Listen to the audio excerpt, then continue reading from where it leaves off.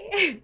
Hey, JKM, Purple, Towboy, thank you so much for the 11 whole months. That's almost a year.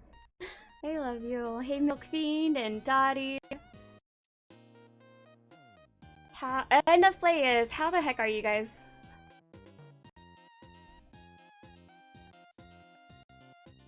So front page segment is going to begin in about an hour uptime. And in the meantime, we are going to pick some outfits for our tour. But as you can see,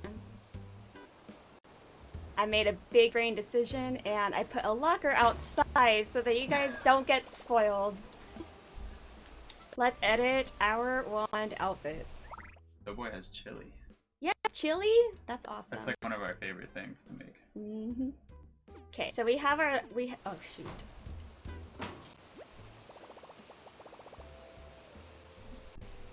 Don't tell me that, Towboy.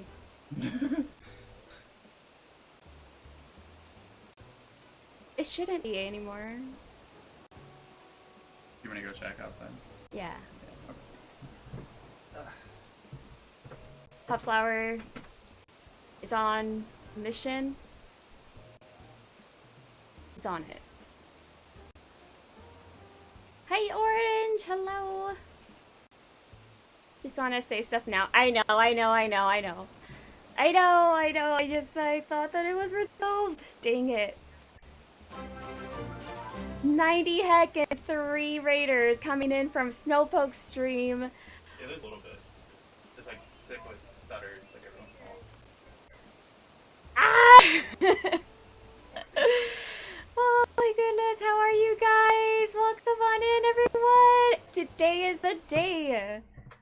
Today's the day. And as luck would have it, we're having maybe some audio issues, I don't know. But how are you guys? I hope the rest of your stream went well. I was lurking for the last couple hours.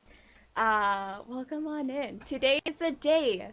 Animal Crossing New Horizons in Cancer Research. Oh, thank you for coming on in. Thank you guys so much for all of your support.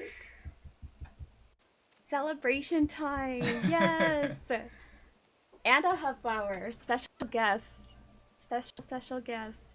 So the front page segment begins at 7 o'clock, which for us, local time, is about an hour from now. And in the meantime, we've got some outfits to pick out. I need your opinions. We've got some wand outfits to edit.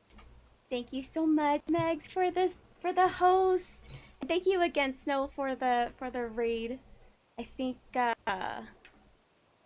we have sound alerts off right now. It was recommended. But yes, thank you, everybody. I really appreciate it. Twitch couldn't give me transcoding, of course. I don't know, maybe we'll get it a bit into stream or something. Oh, Fox has a bow tie. It's in that drawer. Can you get it out? Put it on him. Thank you, Purple, for reminding me. Where? In the drawer, under there. Yeah, in that drawer. Is it one of these? Yeah. Oh, it's not a bow tie. It's a bandana, but whatever. It works. Let's second go. It's gonna be fun. I'm so excited to give you guys to give you guys a little peek behind the curtain. It's gonna be fun. I'm really excited. Yeah, Dom is precious. All right, Fox has his bandana on, so yes, Puppers is dressed for the occasion. Scissors to cut this off. Almost dressed. He's almost got it on. Thank you, Poke, for the host.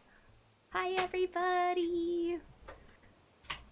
Let's go. All right, so we're just waiting.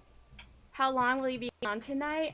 We'll be on for like 4 hours, four and a half. It might be a little small. Let's do the one. Mm-hmm. Yeah. Puppers needs some nerdy glasses on his head. He's okay. He doesn't need Here them. goes. Should we Hey, move this Foxy bed? boy.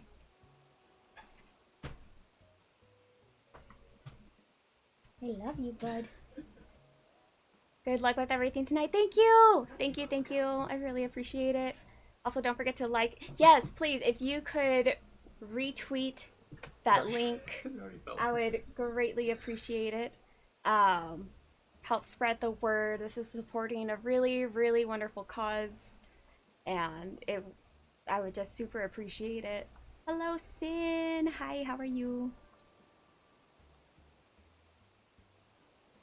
Dang, that really is kind of like... It's too tight. You finished 3 pillars? 3 pillars? Dang, that sounds fancy. We're gonna... I don't think everything is set up correctly. Can you unplug this and plug it back in? There's a little connection down there. This is why we're starting early, everybody, so that we can address issues. Hey, bud. Stay right there. Address any issues, because of course. Yeah, we move this bed. Recent events.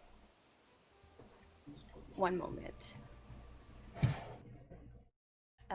No, the alert should still be enabled. Okay, so not that. We're addressing issues. Where are the issues gonna wear? That's what we're here for. We're about to pick out some outfits for our issues. Did it? No, it's not connected. Maybe It's plug not it in. recognized. 1 second.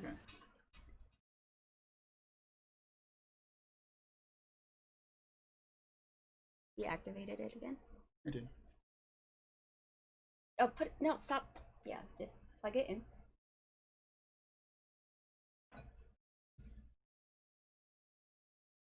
There. Okay. Look! Fox is dressed up. He's got his Twitch bandana. Yay! Alright, you guys excited to pick out some outfits? Hi, Frosty! Let's edit our wand outfits.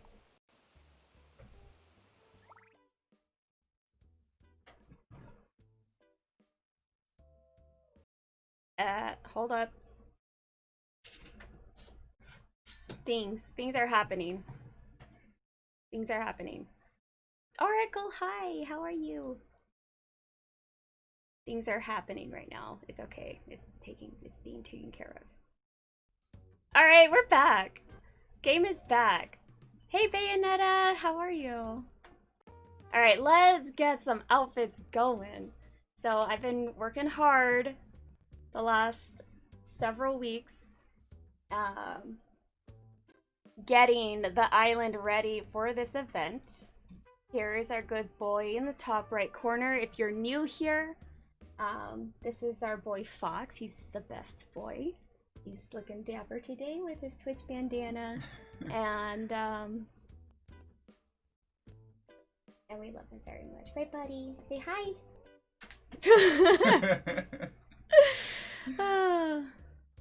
Okay, so here we go.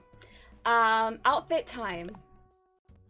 We don't have any pants here, so let's get us some pants. You know, I've been prioritizing the decorating of the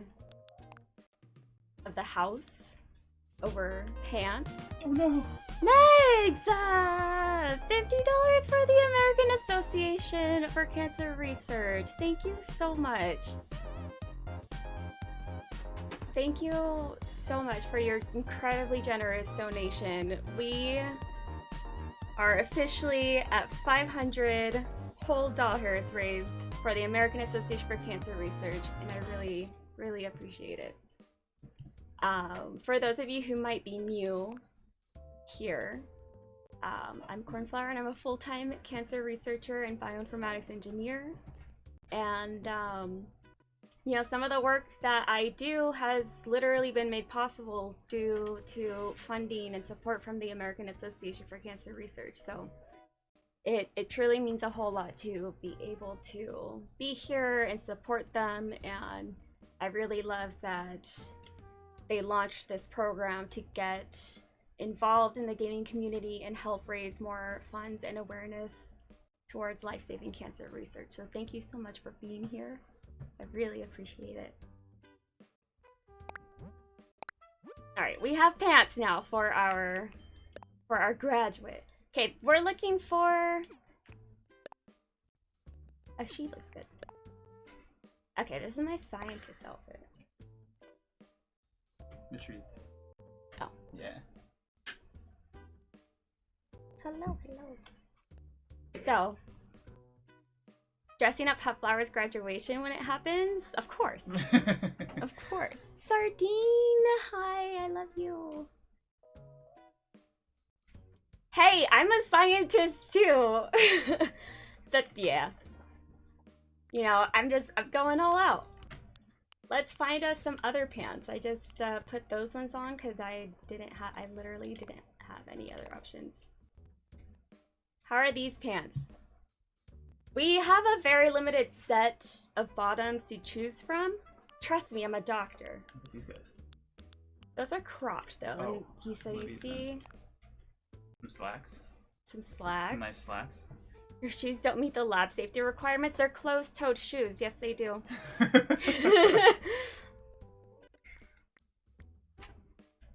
They're closed-toed shoes. Something that would not meet the safety requirements are these. Even with socks on, they do not meet the safety requirements. Foxy is a dog tour. He's a dog tour. I love you, Toeboy. Thank you for that.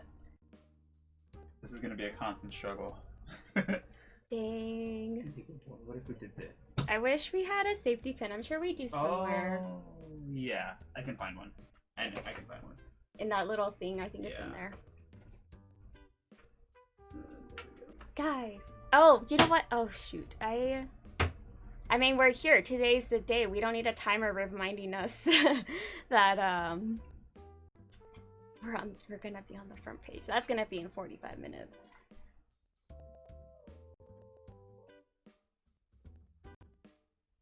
Yeah, Toeboy, you do not have to apologize. That was very level pun. For dog tour? Dog tour? Yeah, that was great. It's amazing. I know.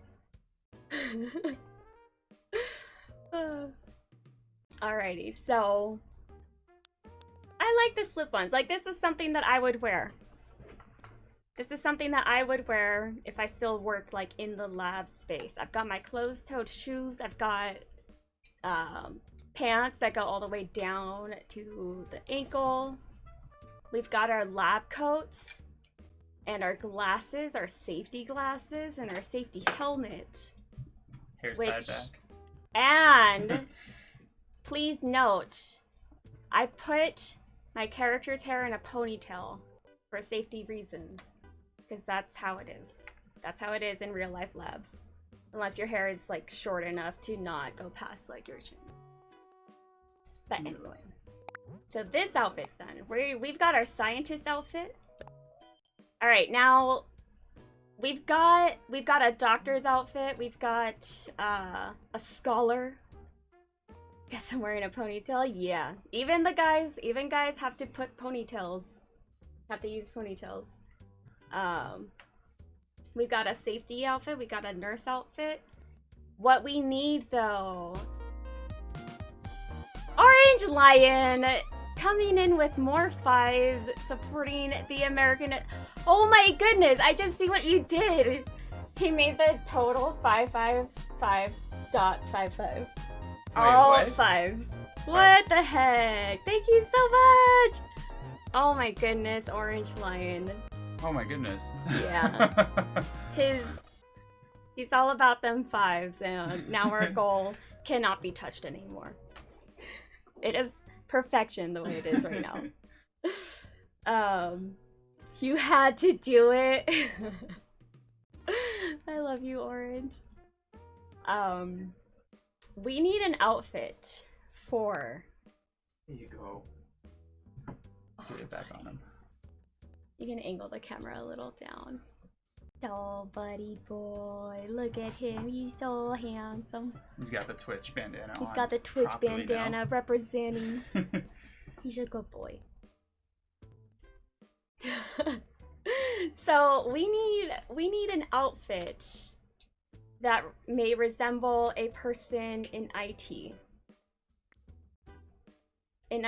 Because there are a lot of people who make it possible to do like the work that I do, and not just myself, but also, you know, doctors and everyone else who's working at a hospital or a cancer center treating our patients.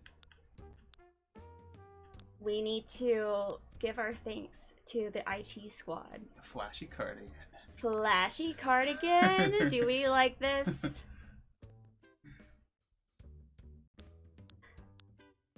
These are all of our tops right now. We have a staff uniform. I also just love this sweater.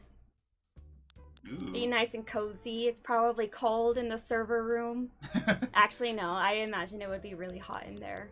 They usually keep that AC pretty Yeah, blasted. they usually do keep it blasting though. How'd you dress up the statistician? Like the previous outfit that we just saw? Or do you mean like someone who's just in dry work? Just professional. Professional. Yeah, you can help. Okay, we're in IT.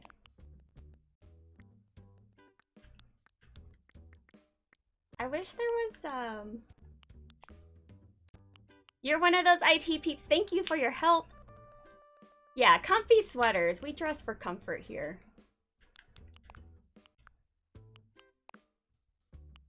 I like these. We got ourselves some socks.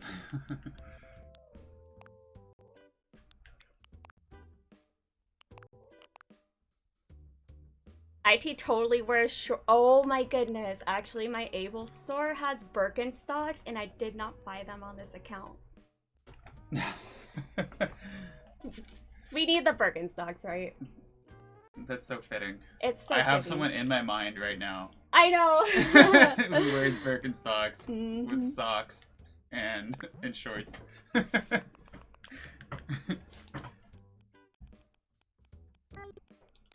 I think. Towboy, I feel called out. Stereotypes?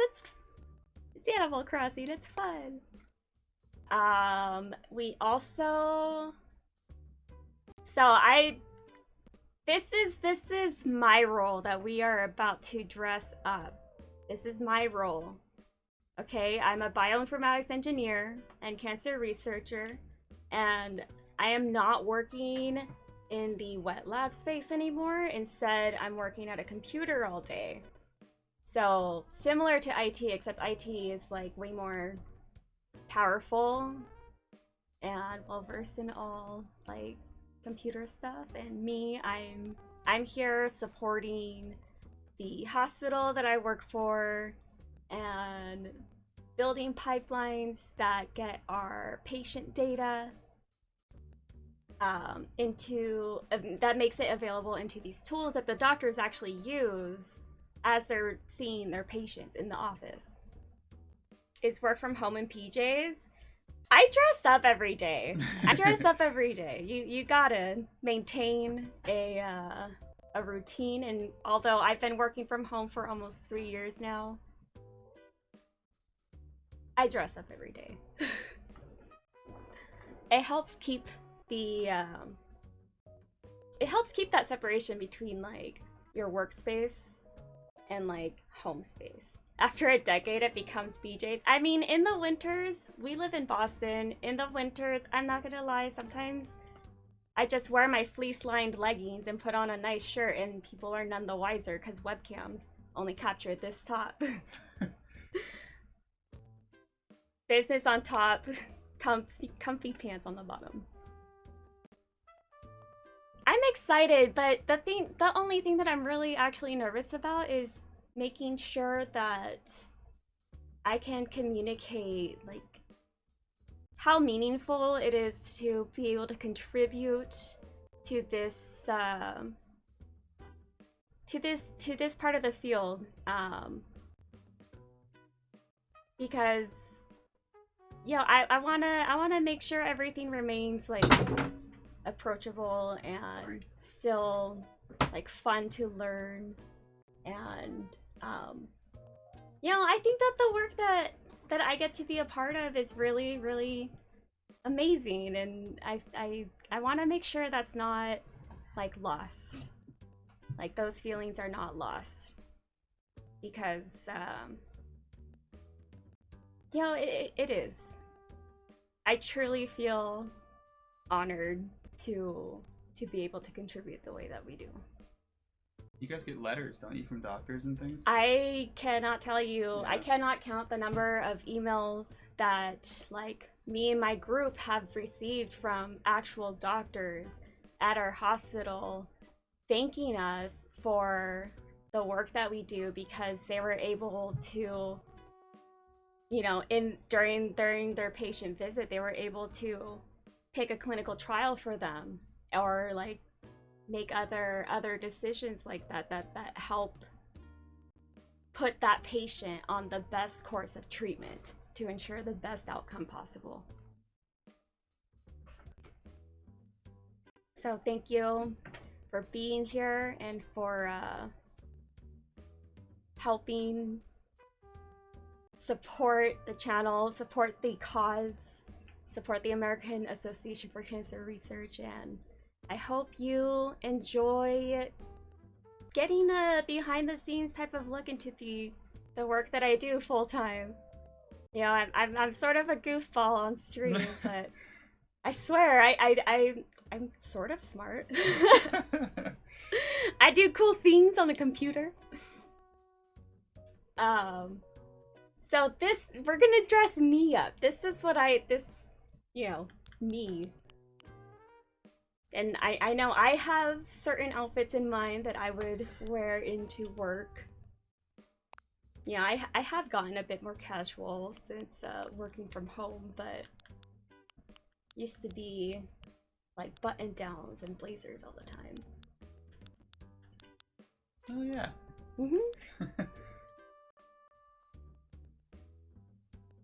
I know, even Sin's behaving. Dude, I would love some pants like this. Can you imagine how comfy those would be? Heck yeah. I want those. No hats for me. No hats. Look at me. I'm ultra chic. Firebrand, thank you so much for the $15 donation towards the American Association for Cancer Research. Thank you so incredibly much for your support. It's going through to such a wonderful cause. I really appreciate it.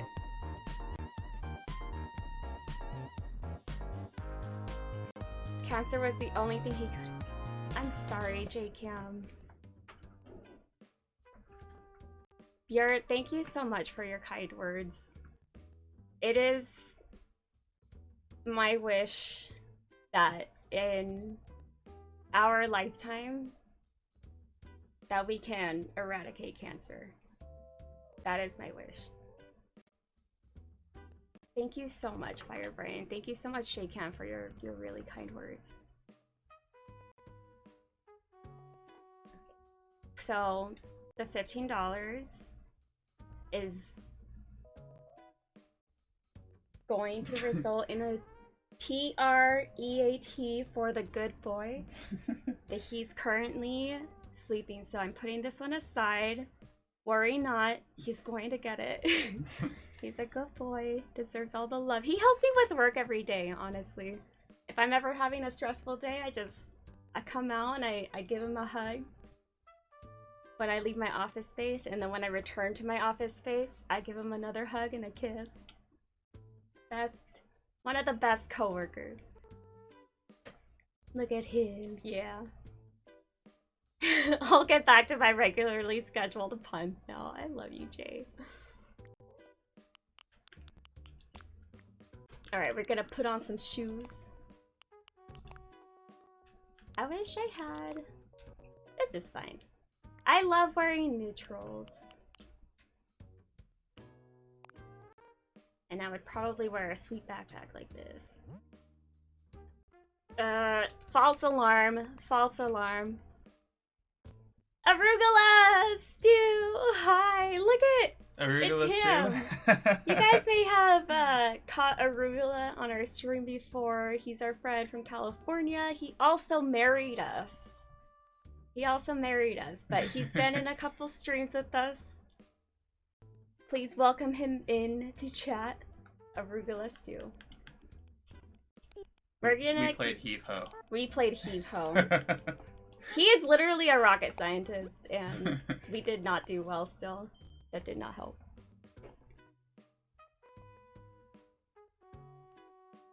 I think if you go down in the panels below Arugula, there's a link. Also, yes, donate! Exclamation mark, donate. Okay. Yeah. I'll also give you the link.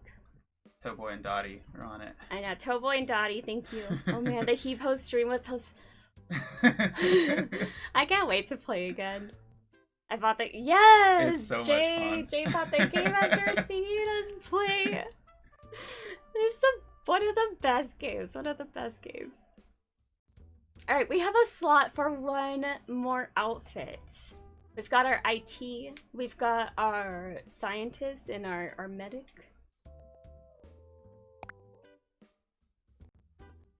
We could just keep this one.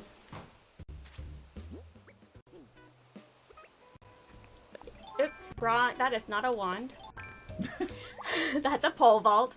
A giant's wand. A grad research student? Oh, that's a good... Oh, you know what? Let's go get Birkenstocks. Let's go get Birkenstocks first. We need those for our graduate research student look. And for IT. Can't forget about them.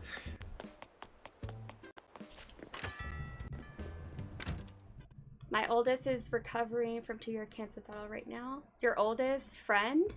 Oh. And 9 surgeries later, his blood work is finally improving so much. That is so wonderful to hear. It is really difficult to go. I went to the wrong store. I think it's hard now to find someone who doesn't know somebody. It's like, yeah, it's pretty ubiquitous. Yes, I think it's 1 in 3 people. It's either yourself or someone you know will be diagnosed with cancer. I think both of our parents have gone through that. My dad through 2 cancers, and luckily both caught really early, and yeah, that's one of the benefits of like being where we are with technology. And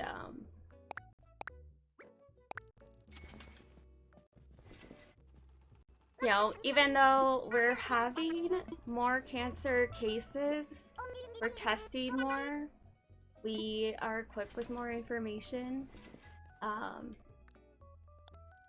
It's having a cancer diagnosis isn't as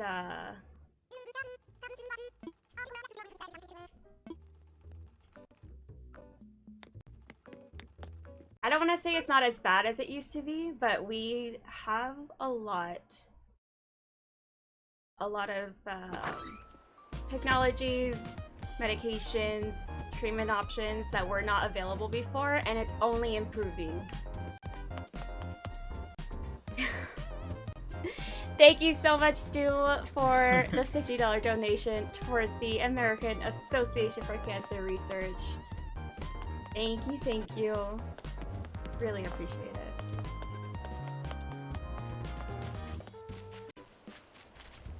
Thank you so much. Oh, heck, I can't edit outfits that are not also in storage, right? I just... Oh wait, but the shoes should be in storage now. Okay, IT. Swap clothes. We're gonna put on some new shoes. Here we go. 27 minutes until front page. And that's when we'll begin our tour of the Animal Crossing Cancer Research Center and Institute / clinic.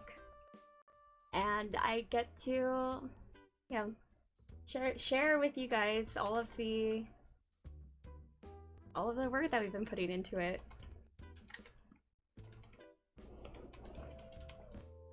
All right, as per Purple's suggestion, we're going to make an outfit for a graduate research student. I swear the skies are gonna open up and rain down heck on me. Exactly 25 minutes. Oh no! So if you disappear, I need you here.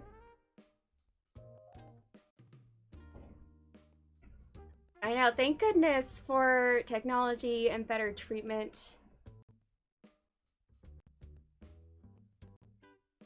Because we have a lot more options now for therapy, for treatments, and that we did not have before.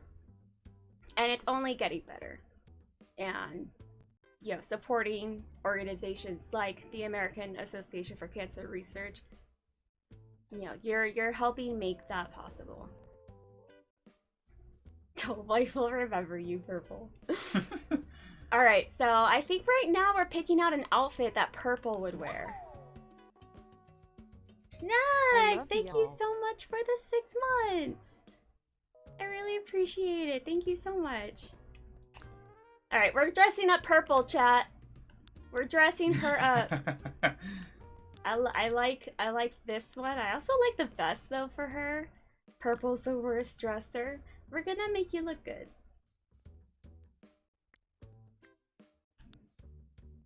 She does not wear skirts.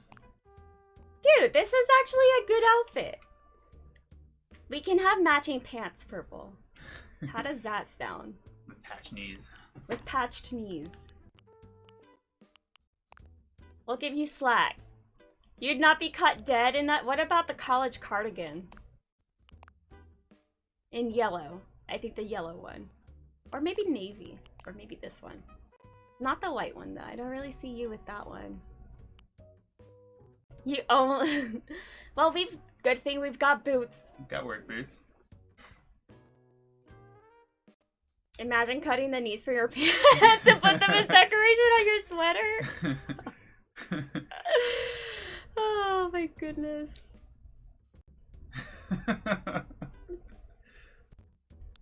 T-shirts are not an option. We don't have a t-shirt. Oh, actually we do, but ignore that. Okay, you are a graduate student in research, and... What about the work apron? What about the work apron?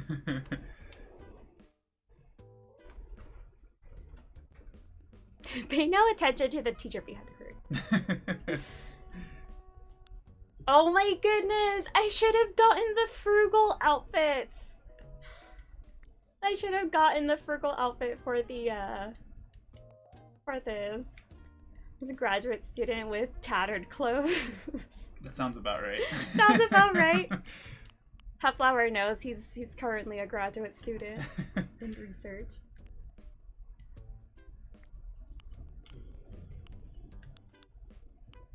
Hey, buddy. He's... It's almost time for him. Okay. Oh, yeah. That's right. Oh, yeah. Hey, buddy. You want to say thank you to Firebread for the $15 donation? You want a treat? He's like, heck yeah!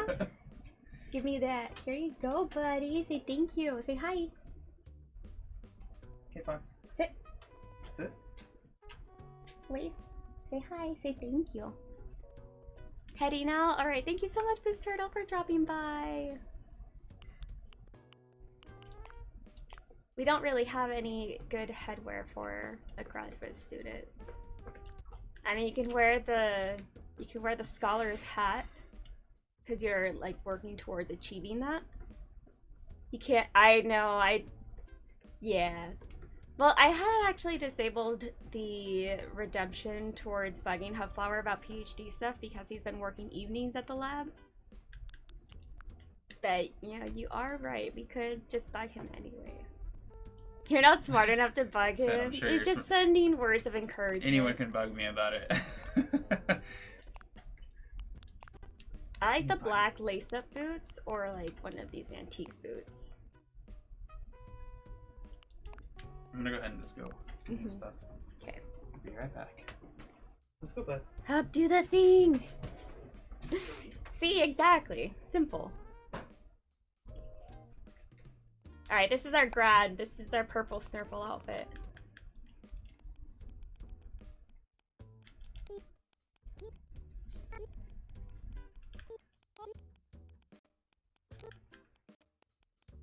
It is almost time!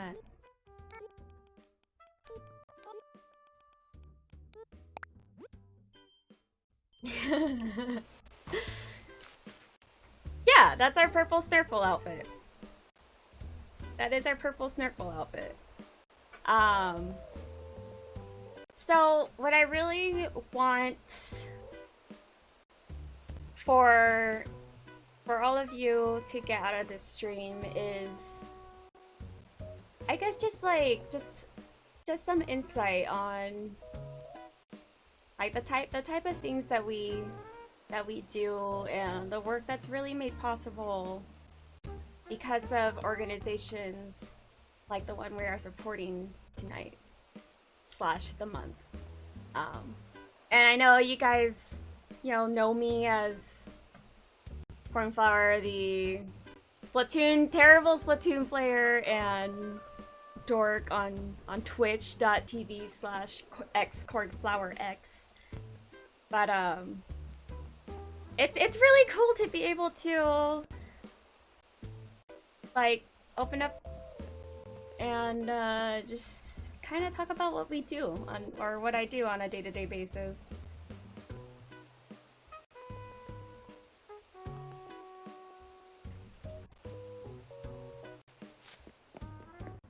Yeah, you guys are gonna learn a little bit more about me. And Hubflower too. He also was working in cancer research before going into his PhD program.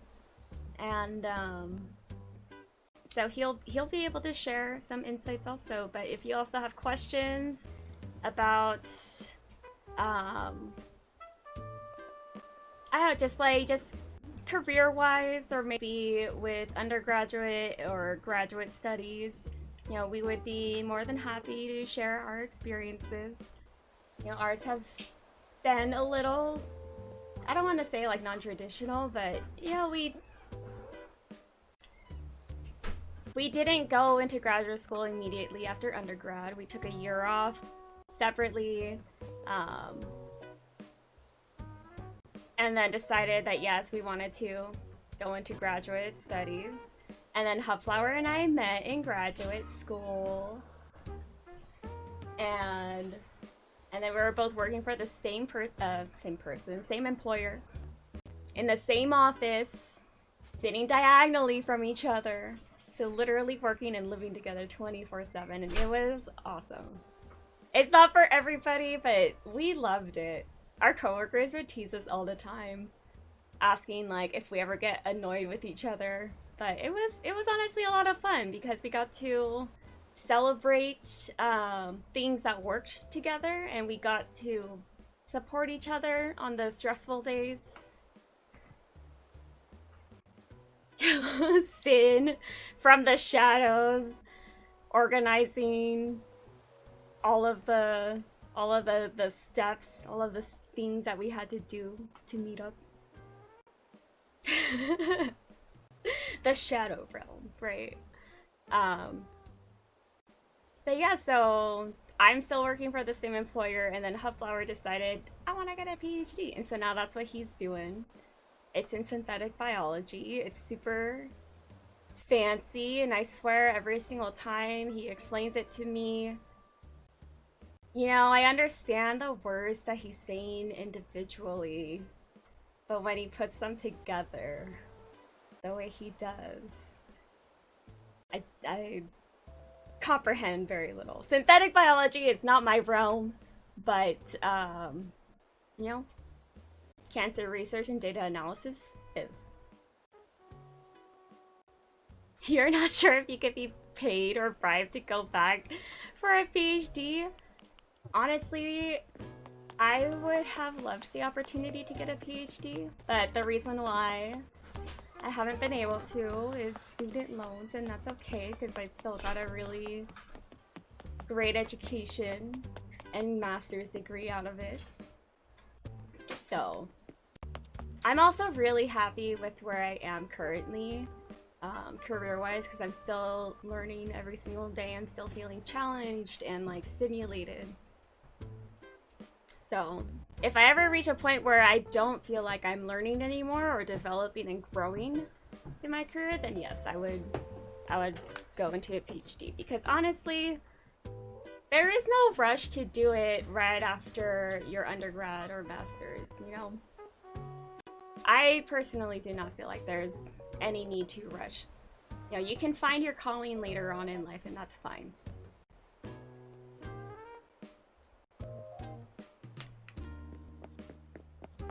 I know, 15 heckin' minutes, and then we're gonna start the tour. It's the final countdown.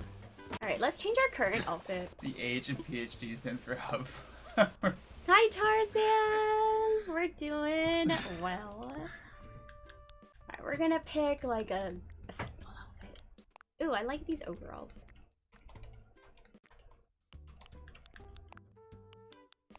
I also just love the glasses options in this game. I think they're great.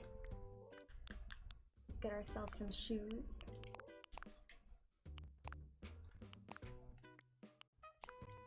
Don't like that.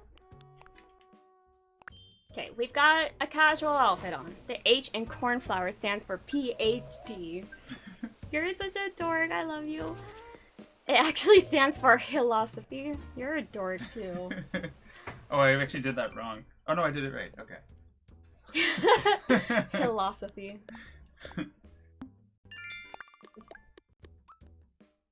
Is that the first time I've changed an outfit? With the closet on this account? Goodness. So that kind of demonstrates how much more work I've been putting into getting the house ready, the research center, versus like making my character look decent, you know?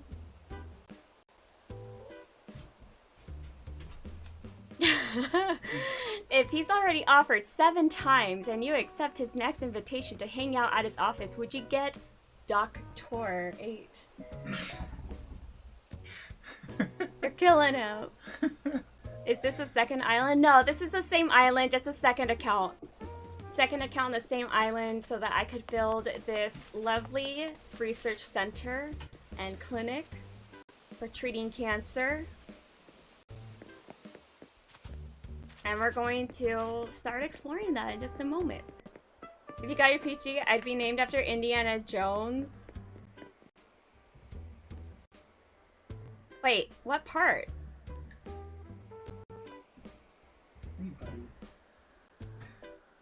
I don't get it. I don't get it. I don't get it, Purple.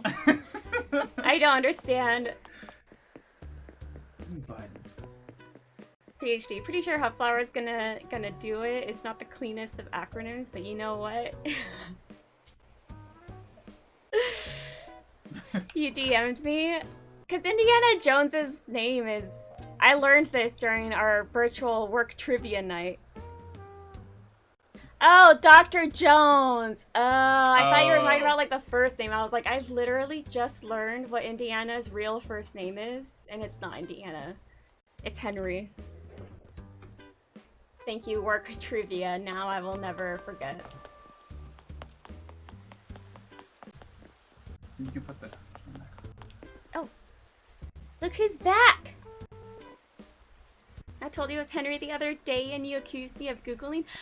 I was just so shocked. I didn't realize that this is information that a lot of people just know off the top of their heads. His name is not Indiana. Oh, the dog's name was in. Okay, so confession, I've never seen any Indiana Jones movies, but I really love the Disney ride. I know it needs to be addressed. His name is Harrison? Wait, hold on, I'm confused now.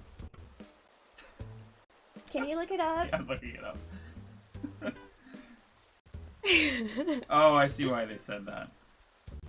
Is that the father? No, because the actor is Harrison Ford. DeVard! Oh my god, he got me too with that. Oh my god! Got me as well. I should have known. I should have known. I love you. He I know, almost just I'm blew going my to. mind. I've seen a bunch of them. Yeah, I know. It's Unforgiven. It's not like I've intentionally avoided them. It just, the opportunity never really presented itself, and yeah. But yeah, there really isn't any excuse not to watch them now, because I think some of them are now, I think some of them are on Netflix. Henry's. Oh my god.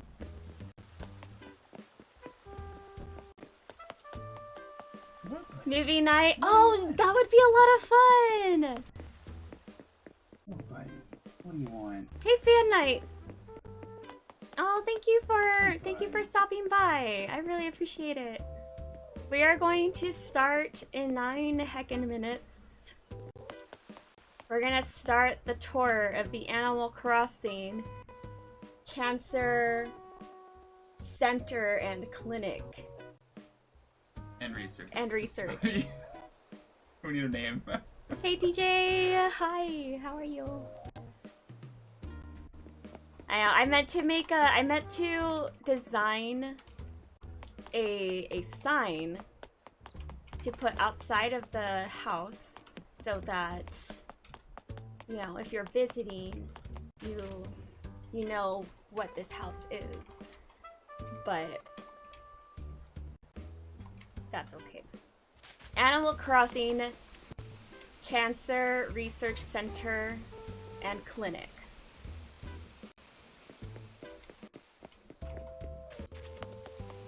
I should have done like a countdown. Also, welcome on in, anyone who might be new here. My name is Cornflower.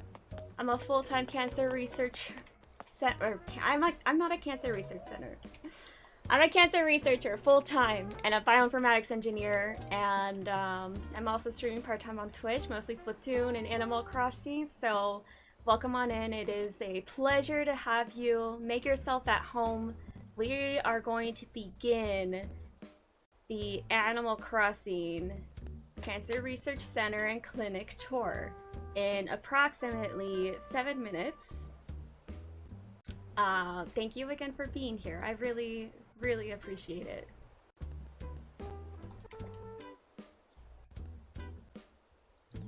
While we're here, we might as well check our turnip prices. So tomorrow, actually, we will be back. We'll be streaming again, and I was thinking if you know, all of you are interested, I could open up the island and you can check out the research center and clinic yourselves firsthand. I thought that might be a fun idea. 143. That's actually not bad. That's not bad. That's for being the best cancer research center on Twitch. Thank you. Definitely the best cancer research center on this island. Also the only one, but that's besides the point.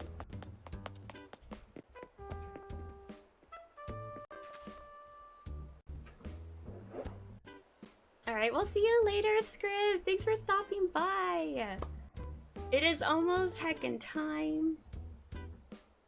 I'm really excited. Put a lot of work into this house. Put a lot of work into this house. And I hope... for those of you who have worked in labs or do work in labs, I hope that the lab space in particular really impresses you. There are a lot of things in Animal Crossing that you can use to resemble like actual lab equipment, and it's really cool. It's really cool the possibilities that you can achieve with this game. Oh yeah, J-Can was a farm student. Oh, yeah. Pharmacy student. So I know he's excited to see the lab. Trashed by undergrads and always contaminated. I was ready for you to see that. Sin in the lab can only mean one thing. It will end up exploding like the cartoons for mixing chemicals. Yes! Like Hi, Dexter's lab. Embosma. How are you? Did I tell you about the time I accidentally contaminated a lab with E. coli after shattering some test tubes? Sounds like just bleach everywhere is what you how you fix that. Oh god, the smell. I can imagine the smell. I can imagine the smell. While I do sincerely appreciate and I have the utmost respect for people who are working like in the lab space, I'm gonna admit I love not having to take care of cells. I love not having cells rule my weekend and trying to plan my life and lunch breaks around when I'm running certain experiments. The beetle incident.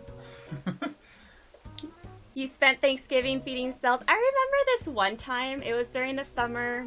I had 2 lab jobs because, you know, I was really trying to apply myself and like get as much experience as I could in college. 2 lab jobs, one of which required me to come in on the weekends, and on a Saturday morning, I go in and my cells are dead, and I was happy. I was happy. I was like, my weekend's free. Let's go. My cells died.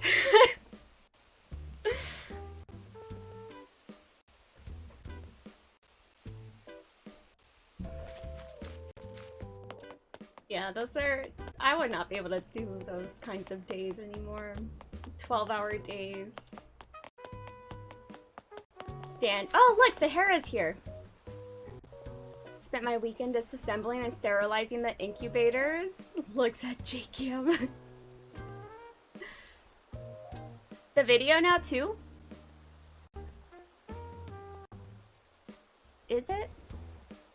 We about... I don't know what to do. It's fine on Purple's end? I don't think that we have transcoding, so maybe that's something to do with it. 3 minutes, and then the official Animal Crossing Cancer Research Center and Institute and clinic. I need to get my words straight. Webcam's fine, just the game? The game looks fine to me on Cornflower's computer. Okay. T-minus 2 minutes until we begin the tour of the Animal Crossing Cancer Research Center and Clinic. Not the biggest of deals.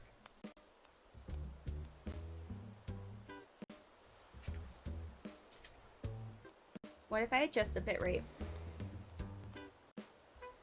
It's the carpet camel. Yeah, it's a carpet camel lady. She's our friend. I might have... Oh yeah, I think I've heard about stuff. I've been doing a lot of time traveling, trying to get all of this in place, placing all of my Nook shopping orders. 5 per day. Skipping forward a day so I could receive them. And then jumping back to the present, June 22nd. T-minus 2 more minutes. Oh, T-minus 1 minute until the tour.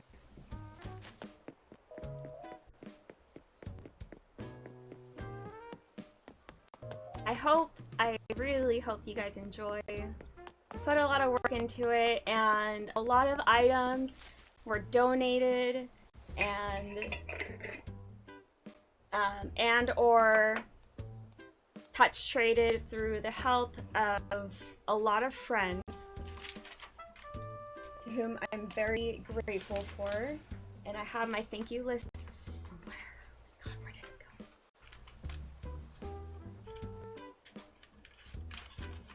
We have a thank you list that I'm going to be going through at the end, because it really would not have been made possible without the help of everyone who was involved. Found it. Found it. Okay, we're good. It's tour time! It's tour time. It's tour time. The bells are dinging. The bells are chiming. That's what bells do. And it is time. Welcome on in, everybody, to the stream. My name is Cornflower, and first I would like to introduce myself a bit. I'm a full-time cancer researcher and streaming part-time on Twitch, mostly Animal Crossing and Splatoon 2, and it is an honor to have you here. We are going to be touring my island's Cancer Research Center and Clinic. I've been putting a lot of work into this, and really I wanted to create this opportunity to give you guys like an inside look on how organizations like the American Association for Cancer Research and similar organizations make the care that we are developing like possible. So, welcome on in. Thank you so much for being here, and I hope you guys really enjoy this tour of the facility, and maybe learn a little about how the money that you contribute towards these organizations helps bring better care to patients. So, also, if you guys have questions, if you guys have questions, please let us know. Well, I'll try to look in chat and respond, because I also have experience working in cancer research, but she's the one currently doing it, so she's the... But yeah, if there are questions, like, we can try to get to them as well. And, like, there's always a... Yeah. Thank you so much, Mike, for the raid. You guys, we are here supporting Players vs. Cancer and the American Association for Cancer Research. Please go give them a follow. I'm super honored to have been invited to this multi-day event in conjunction with the virtual annual meeting of the American Association for Cancer Research, and help just bring awareness and get the community involved and excited about raising funds for life-saving cancer research. So thank you so much for being here, and I hope you guys enjoy what we created here in Animal Crossing, our little Animal Crossing Cancer Research Center and Clinic. I really wanna take the opportunity to just share that some of the work that I do has been made possible, has been funded by the American Association for Cancer Research. So if you are here, thank you. Cancer research is my passion and full-time job, and I really sincerely enjoy the work that we do, and it truly is an honor to be able to contribute the way that groups like mine do. So, with that being said, let us get started. Here we go. I'm excited. I haven't even seen all of this, really, so... Mm-hmm. I've given Hubflower some sneak peeks, and some of you who have visited my island have gotten some sneak peeks as well. But finally, we are here. Let's check it out. So, one thing that I want to ask is, how many of you ever, if we took a poll of everyone in chat, how many of you have personally or know someone who has had to battle cancer? And if everyone were to answer, I think that we would gel. It has affected a lot of us, and it has affected us personally. Many family members, many friends, many of us personally, and the truth is, approximately 1 in 3 people, either yourself or someone you know, are going to be diagnosed with cancer. However, we are constantly making new improvements, reaching milestones in cancer care, and now we are equipped with all of this knowledge, all of this technology to help us fight cancer. And I am very, very optimistic about the future of cancer care. And that's sort of what I want to be focusing on today as we tour the house, and as I share a little bit about like the work that I do specifically. So with that being said, welcome to the Animal Crossing Cancer Research Center and Clinic.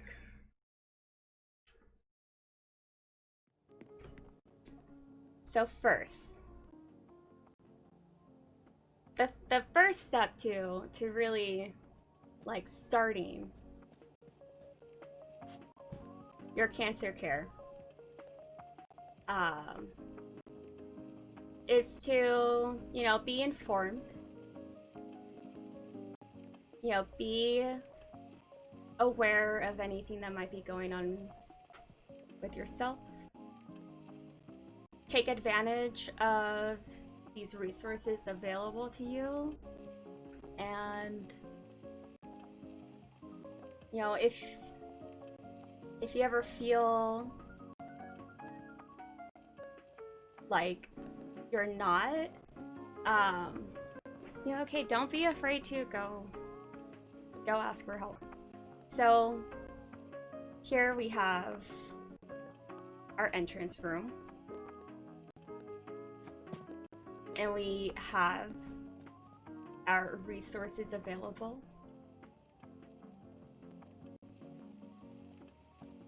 We are equipped with these numbers.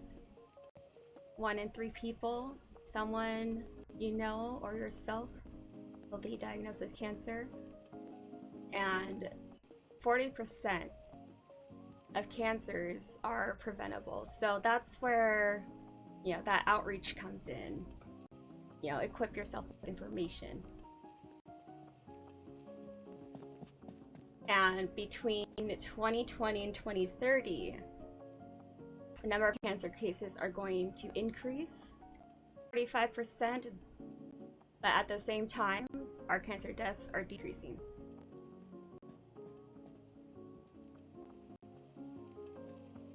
Hey, Lori. So this is our little office, our reception area for the Animal Crossing Cancer Research Center and Clinic.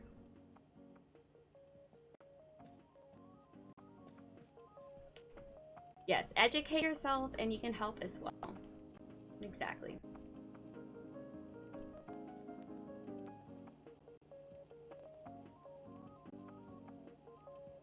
So again, if you want to ask any questions, Cornflower is going to do his best to catch them in chat and relay them so that we can, keep this as an open discussion and, just, make you feel welcome. I want you to feel comfortable asking anything at all. And it doesn't just have to be specific to like cancer research. It can like we've gone to graduate school, and yeah, we're still early in our careers, but yeah, we'd be more than happy to share our experiences with education, with cancer research, and other opportunities like that. So welcome on in. I hope you feel comfortable. Alright, so one of the things that I wanted to really focus on today was the process that patients may go through from the point of diagnosis to treatment, and what happens in between with the information that we're able to get.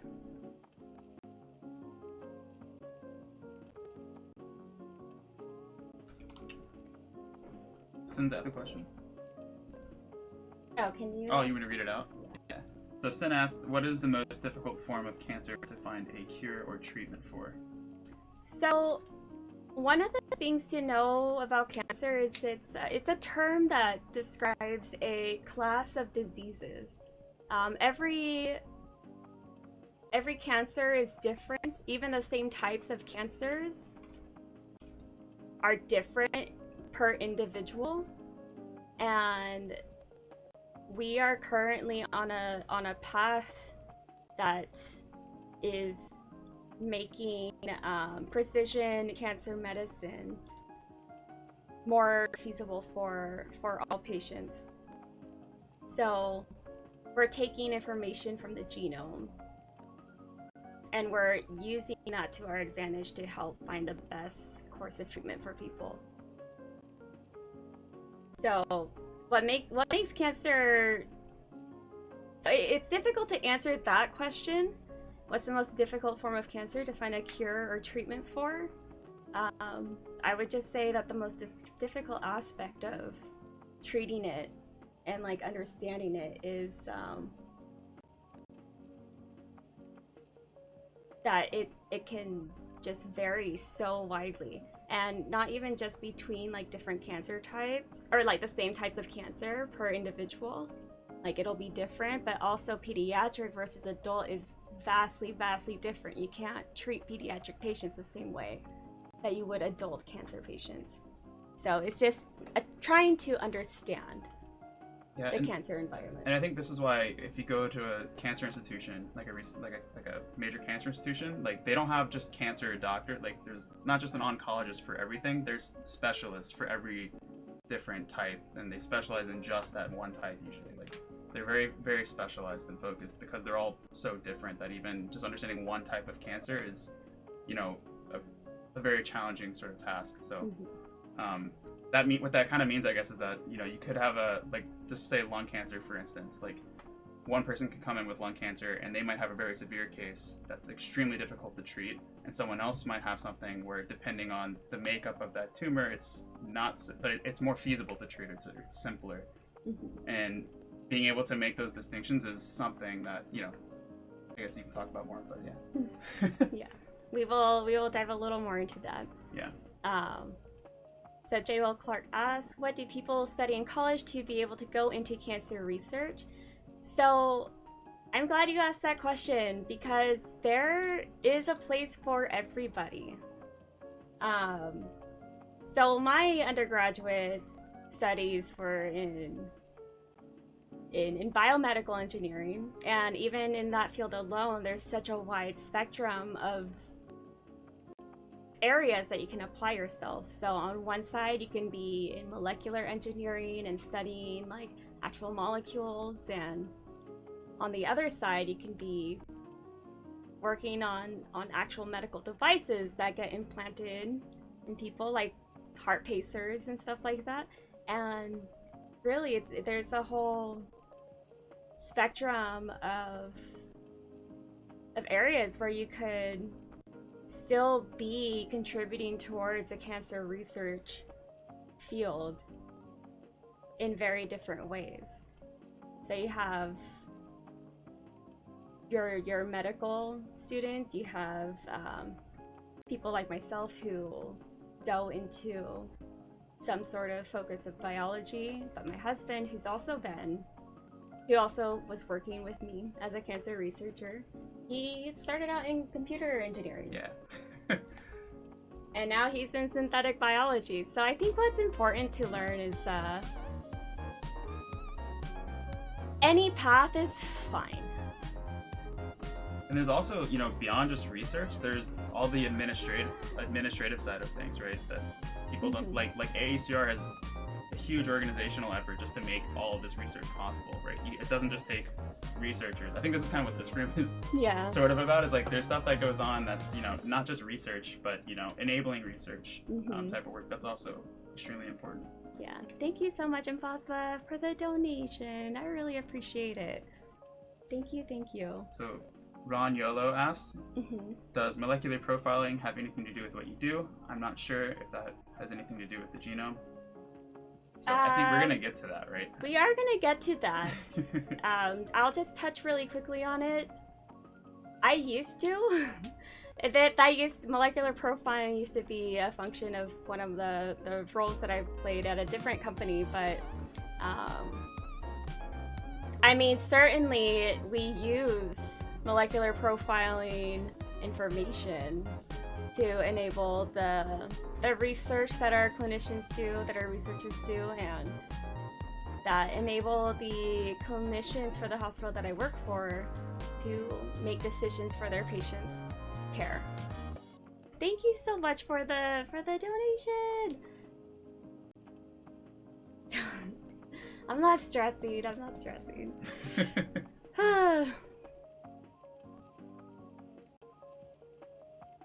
Yes. All right, so I want to jump into the next area of the house.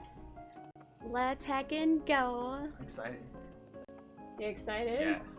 Okay. So say, oh, this is not what I wanted. We want our wand out. We're gonna step into our medical role.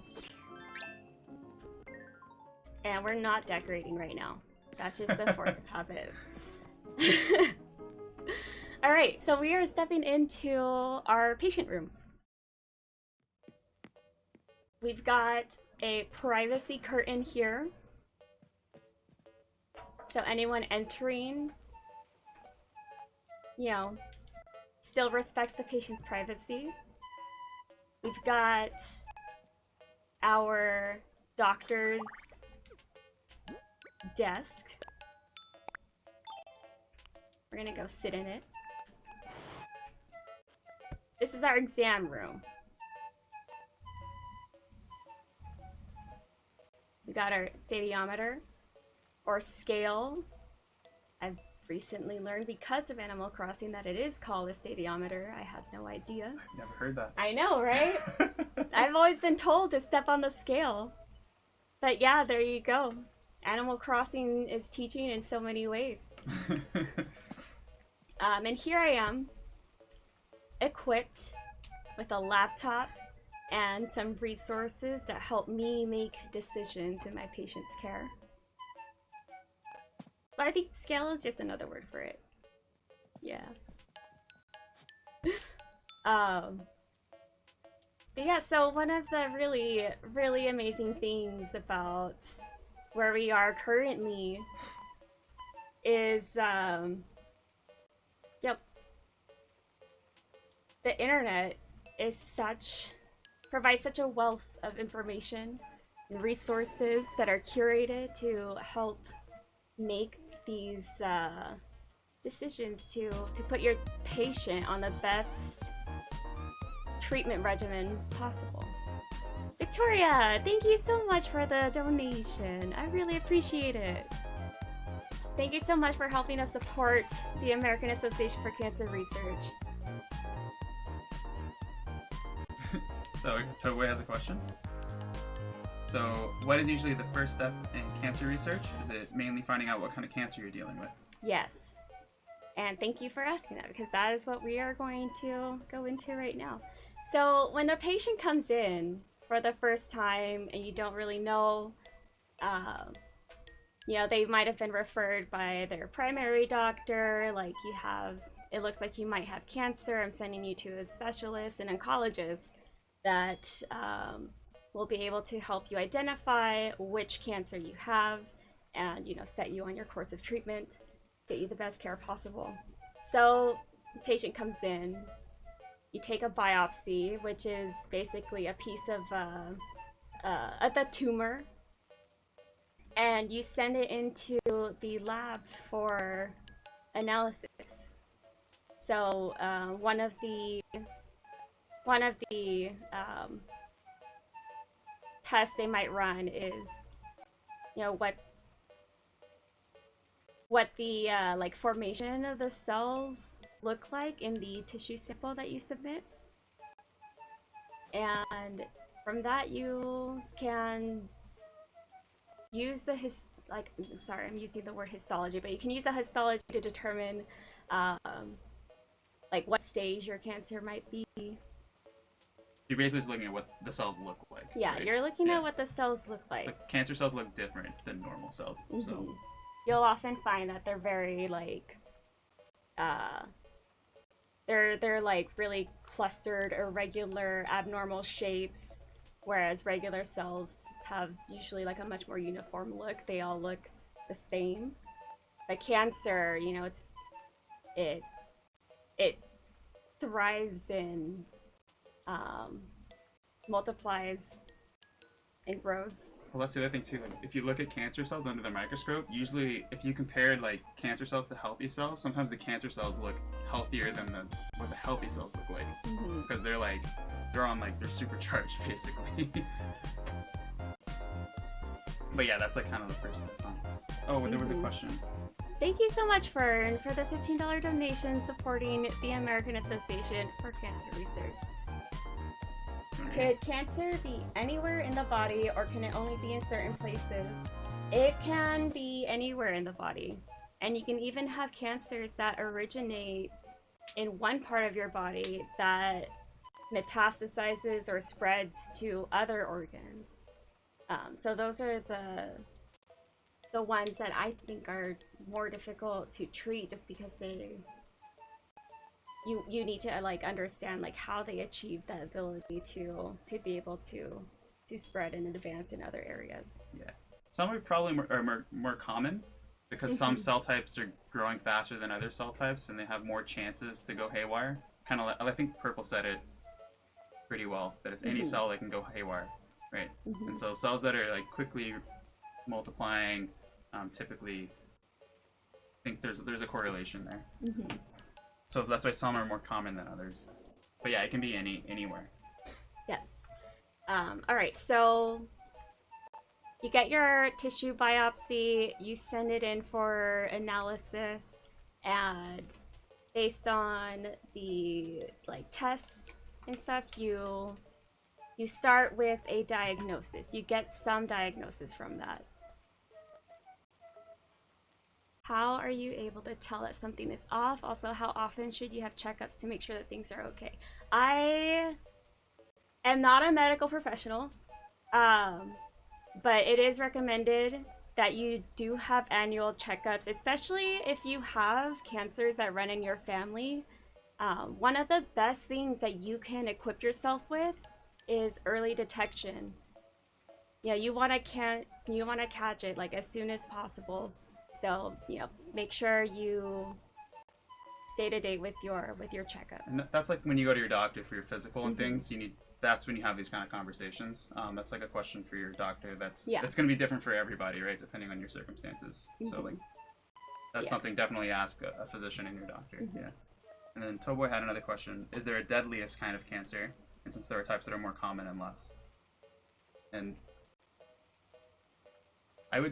there are, how do you want to? That's a difficult question to answer. I would say the more aggressive forms of cancer are most difficult, but you still have cases where patients have been put on proper treatment regimens and, you know, they survive that. You're given a normal, you know, rest of your life to live. You know, it's not like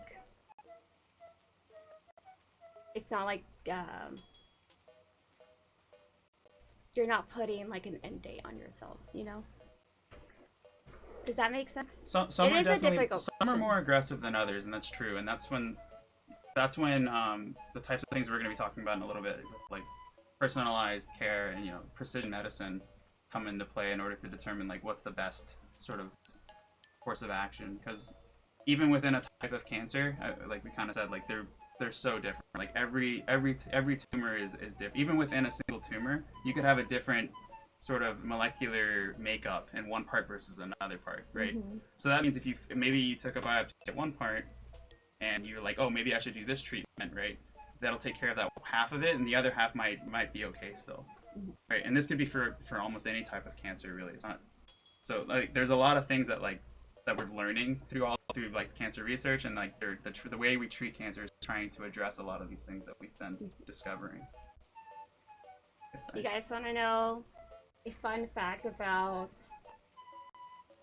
what really drove like the development of the computers and stuff that we use for processing sample sequencing data and protein modeling, antibody modeling, these tools that we use to, you know, drive development and research in not just cancer research fields, but like especially with any like bio related field. And that is gaming. Gaming is what led to the development of really strong processors that enable us to, you know, do the work that we do. Like, isn't that cool? Gamers. You know what I just realized? That there was a lab somewhere that we used to work with that they used graphics cards, like Yeah. computer graphics cards, to It was do. the development, the drive of graphics cards Yeah. that That's right. made tools that we use to research, like, you know, gaming made that possible. So thank you all. Thank you, everybody. So gaming saves lives. It's documented now. Gaming can save lives. I mean, that's what we're here doing. We're here helping raise awareness and funds for life-saving cancer research by supporting the American Association for Cancer Research. So thank you so much. Mom, gaming saves lives. Yep. I'm not even kidding. Gaming does great things. Here we go. Just past you. Nice, Mike. That's awesome. That's amazing. All right, so at this point in our patient's care, we have taken a biopsy. We're sending it to the lab. Now, this lab space, I am especially proud of it, and I hope that those of you who are working or have worked in wet lab spaces enjoy. So here we go. We're headed to the lab, folks. Good night, Adrian. Thanks for hanging out and being here. Also, we've got KK Disco playing. That's exactly what I would be listening to when I'm like doing my business in the lab. Guys, check it. Oh, I forgot to customize this laptop. Dang. Anyway, whatever. Here we are. We're doing work. Check us out. We've got our lab benches. We've got our lab equipment, electronics kit. We've got scales and a mini centrifuge where you might spin down some samples, extract some DNA for your analysis. We've got our periodic table for reference.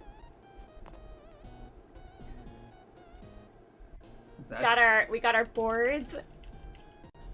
Check it. This is a legit lab space. We've got our red emergency phones. If there's a power outage, you can use these phones which run on backup generators. You guys, the details. We got our blue security phones.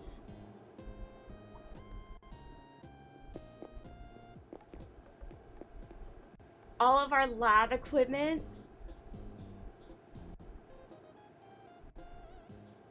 I'm so proud of this lab. I love the electronic space.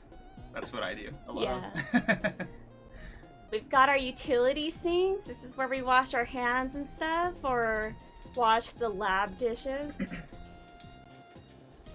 We got our big, and in my opinion, scary centrifuge machines. The ultra centrifuge. Ultra centrifuge. Those things are terrifying.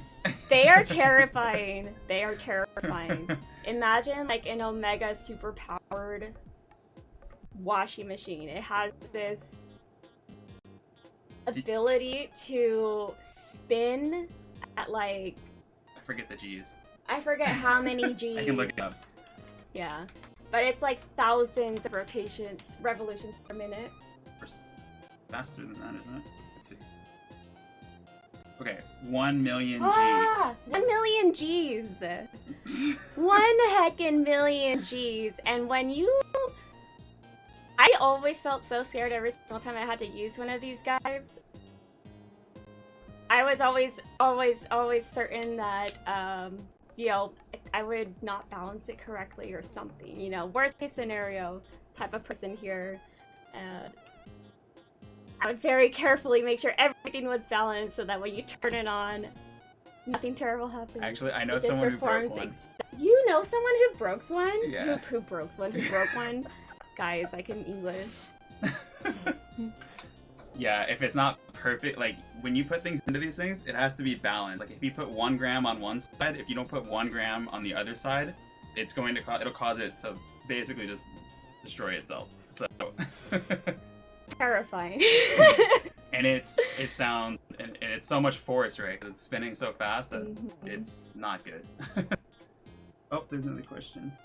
So Dottie asks. Welcome on in, Indy Sizian. Thank you so much for being here. Dottie asked, how do cancer cells develop? That's a good question. I think in the most simple explanation for that is something goes wrong during the DNA replication process. So you have, you know, your DNA is a sequence of nucleic bases, so A's, T's, C's, and G's. We'll, you know, keep it simple. And Or letters. Or letters. Yes, letters. They're letters representing compounds and stuff. It's a code, right? It's a code. Yeah. Every 3 letters is a code for a specific like puzzle piece, right? And it all fits together. So when you're making protein, your cells are doing their things, they're making things, right? They basically just read these A, C, T's, and G's, and they look at it, they're like, oh, G, C, G, that means grab this molecule, and then it puts it onto a chain, and it builds, right? You can keep going on. What he said, but yeah, there are proteins and enzymes at play that try to maintain the integrity of your DNA, and sometimes mistakes can happen and they slip through, and truth is there are a lot of mistakes that happen that do not turn cells into cancer cells, but instead, you know, they get dealt with like the immune system or other, or nothing happens. or too. nothing happens. They're just there, and then Yeah. the cell lives out its cycle and goes away. But yeah, it's not just the basic, like, you know, mutations that happen in your DNA that will necessarily cause cancer cells. Sorry, the music just is in sync. Thank you so much, Devard, for the $15 donation. The music is perfect right now. But yeah, it's not the harmless mistakes, of course. It's the mistakes in the DNA that result in like a protein or something in the DNA circuit to not behave the way it's supposed to. So like one simple example would be like, say you have a code for a gene and a mutation happens that codes in your DNA that this gene doesn't have an endpoint anymore. So you have a gene that goes from like, you know, protein 1 to protein 400, and a mutation happens at protein 400 that would normally code for the end of the gene, and instead it doesn't, and now the end of the gene is way somewhere off base, and the gene's protein is not in the right conformation. It's not behaving the way it's supposed to. It's not doing its thing. It's not doing its job. I know, the double disco! If you are new here, welcome on in. My name is Cornflower. I'm a full-time cancer researcher and streaming part-time on Twitch. We stream a lot of Splatoon and Animal Crossing, and currently we are learning about new horizons in cancer research. So thank you so much for being here and helping us support the American Association for Cancer Research. I really appreciate it. Yeah. Web and science question? I was gonna add to the other question too. Mm-hmm. So like, the one thing to think about though with cancer is that the only time cancer really develops is if one of these problems lets that cell start growing better and uncontrolled, like in a way, like cells are supposed to do a specific task and they're supposed to do only that task.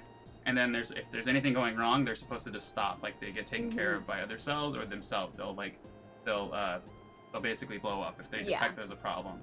So if you break one of those proteins that causes it to lose its ability to do that, and it basically has an advantage over the healthy cells, right? So then it's going to start it's going to go crazy basically, and it's going to start replicating, and then its daughters are going to have those same characteristics, and then it just kind of avalanches, I guess. Right. Good night, Sin. Thank you for hanging out. I think there was another question. And for being here. So, I really appreciate it. Indy Sission says, if you have read or seen Cells at Work, would you recommend it as a rudimentary introduction for how cells in the body work? Yes. Have you seen it or read it? I read it. You have? A long time ago now, but I do remember feeling like it was, Look it up. it made it, like, approachable. Oh wait, Thank you, is this what the Japanese manga? Yeah. Really? Oh man, I want to read. I haven't read all of it, but like, yeah, that was also recommended to me before by a friend who thought I would appreciate it. I liked it, yeah. Yeah, Cells at Work, guys. That's. So yeah.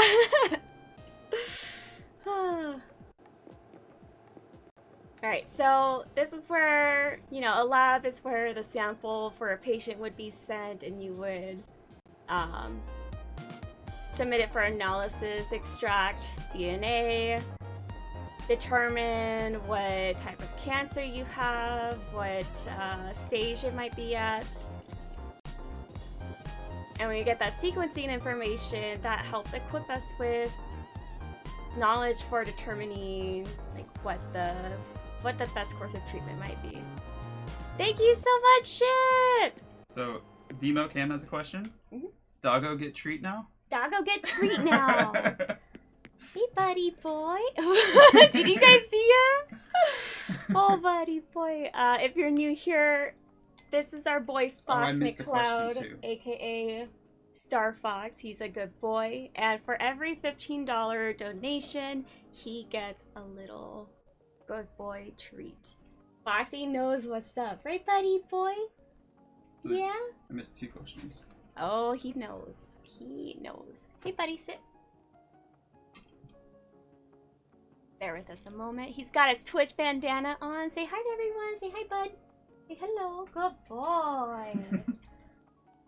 Good boy, buddy. Good boy. And in 1 hour, we will be having a giveaway for a Mortal Kombat 11 Switch game code. You must be present in chat to win, and you must also have a Switch. And keep in mind, it is rated M for mature. I do not want any calls from any of your parents saying they are upset that we gave you guys a copy of Mortal Kombat 11. So, 2 questions. First one's from Sin. Is the way we live now, microwaves, plastic bottles, etc., a reason why 1 out of 3 people develop a form of cancer? There are a lot of contributing factors, and some of them are environmental, but as a general term, that's really difficult to say, generally speaking. So there's a couple things, right? You, like we said, like all that, like mutations are happening in your body, like every single time you're cell, like this is happening all the time, and most of the time it's normal and they're okay and they don't cause any problems. Mm-hmm. So you could just be unlucky, have done nothing wrong, live perfectly healthy, and one of your cells just happens to get the wrong mutation at the wrong time, and that leads to cancer. But there's also ways like, using some of this lab work, and she's gonna go show you other rooms where you now analyze the data, but you can actually detect people who have certain signatures of like smoking or some other sort of carcinogens that you might have been in contact with, and those have signatures within the samples that you can actually, like molecular signatures that you can see. And so I guess we can talk about that a little bit when you get to the room, but I don't know. Yeah, you can keep going. I'm just changing into the outfit that I would be wearing, as this is where we're going to step into what I currently do. Yeah. So in terms of like the way we live, it's different depending on different populations, where you are in the world, like what kind of thing. Like I think we're also still learning about a lot of these things, about like different kinds of like things in plastics causing cancer. Like if you microwave plastic and stuff, does that release, you know, chemicals or something into your food? Mm-hmm. And you know, we're still learning a lot about it, and some of the stuff isn't even related to cancer. It has other sorts of effects on your body, like not necessarily cancer. And there's a lot of research going into that, and people are learning more. And I think a lot of it is very hard to tell, because you look at the data, and sometimes there's signatures that we can very much define by looking at the types of patients, and they have this sort of signature. It's like very clear. Other times it's not clear, and it's hard to just like say that yes, this is because of these things that we now have in our society. Like you can't really just say that definitively. Yeah. There might be possibilities of certain things, and you know, new research is coming out all the time, and it's I'll just say it's hard to really definitively say Yeah. if something, because you could also just be unlucky, like I was saying, like Yeah, it could just you happen, could right? So be a lifelong smoker and never have a cancer diagnosis. You could, as Cornflower already mentioned, live your life completely healthy, and not have any like environmental factors contribute towards like just a random cancer that just happens to form. So some of it is contributed by the environment, and what's really important is to, you know, equip yourself with information, keep regular appointments, annual appointments with your doctors, and the best thing that you can really equip yourself is like catching it early. If you have cancer. okay, I've got there's a few more questions. Mm-hmm. So Ron Yolo said, so could an immune system problem result in cancer developing? Yes. Do you want to elaborate? I'm not that. Just going back to. Oh wait, yes, I know. Go ahead. Yeah. Just going back to like, if your proteins, if your genes, if your immune system is not doing the job that it's supposed to be doing, then yeah, you have like cancers that can develop. Yeah, because so part of your immune system too is it finds cells that are doing bad things, and like things that aren't behaving properly, and they kind of take care of, like they'll remove them from the system, right? So if they fail to do that, it could cause, you know, cells that are becoming cancerous to just kind of proliferate more easily than otherwise. And I'm not an expert on that one though. You might know more than me. Well, I'm not an oncologist. But yeah, we're not. So let's also say what we are. Let's also make it clear we're not medical professionals. I'm currently doing a PhD in synthetic biology, and then you obviously are. Yeah, so nowadays I'm not working on the lab side of things, but I am occasionally doing like data analysis trying to identify correlations and trends, as well as developing tools that help enable doctors and researchers to derive meaningful information from patient sequencing data. Yes, cells are being naughty. Aw, the buddy boy's not on. Oh, he's not on the camera anymore. There we go. So there's more questions, or do you want to Okay. move on, or do you want to go ahead and do them? In a moment. So Explain the room first, and then. yeah, because this is the room where I would be working in. So I have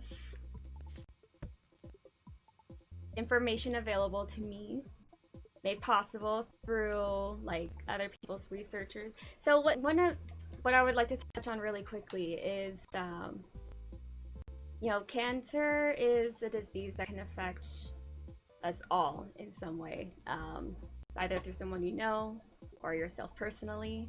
And one of the things about the cancer research community is that it's a very global community. We want to help enable each other to, you know, reach milestones in cancer care, cancer research, and develop effective treatments for patients. And so if you were to go online and search for resources available, there are so many publicly available resources where you can grab, where you can get information on like specific genes and mutations that happen and how they, how, like, what those mutations mean for specific patients. Like, does it make them like good candidates for drug treatment A, or does it make them a good candidate for this other drug treatment? Is there this clinical trial available that would help benefit them? So all of this information is literally free, available to you and I, and some of them are like the University of California, Santa Cruz, Xena project is one of them. There is the Bioportal for Cancer Genomics. You have the Pediatric Cancer Research Project by St. Jude's. You have Project Genie from the American Association for Cancer Research. And these, all of these efforts are developed, being made possible through like global institutions. We're all on this earth together with one common mission to put an end to cancer. And I think that's one of the really amazing things about being able to contribute to this area. Questions? Okay, yeah. Cool. Do questions. So Toboy asked, is there one specific cause for each type of cancer? Like smoking makes it more likely to get lung cancer, for instance? Yeah, there are certainly lifestyle factors that make you more likely to develop specific types of cancers. That's the way to frame it. It's more likely. More right? likely, because again, you know, you could live your life as a healthy individual, you know, never do anything that would make you more likely to develop a certain cancer, like smoking. And it's possible that just, you know, something in your DNA just goes wrong and you develop you have a cancer.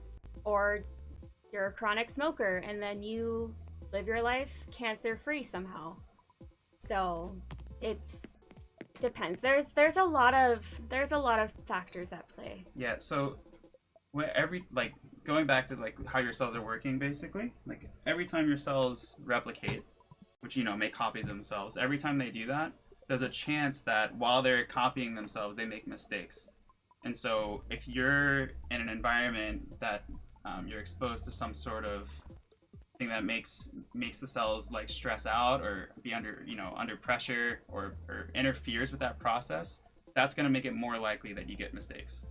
And then the more likely you are to get mistakes, if you're getting a lot more mistakes than normal, if you're more likely to get a mistake in one of those genes, that's going to be important and kick off the whole chain of events that leads to a cancerous, like a tumor or something.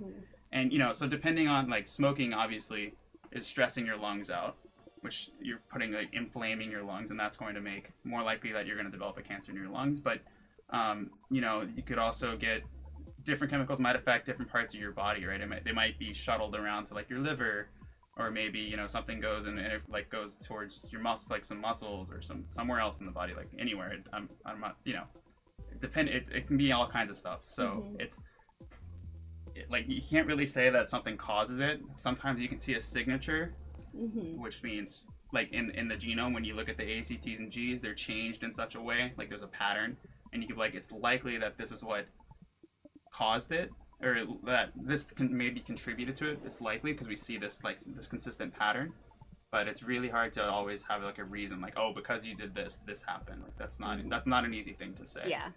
Yeah, and that's definitely one of the biggest challenges with cancer care and cancer research is how do you put all of this information together, make it meaningful, and use it to empower your clinicians to make the best care available for their patients. We out here with their stress, Cells are more likely to make mistakes when they're stressed. Yeah, relatable. Very relatable. So, but another question from Ron Yolo is, have you done any work with cholangiocarcinoma, which I looked up as cancer of the bile duct? I have not personally, but I am sure that that's, well, I mean, I work for a cancer center, so we have thousands of patients, and that probably fits into. Okay, it does. Yep. Confirmed it does fit.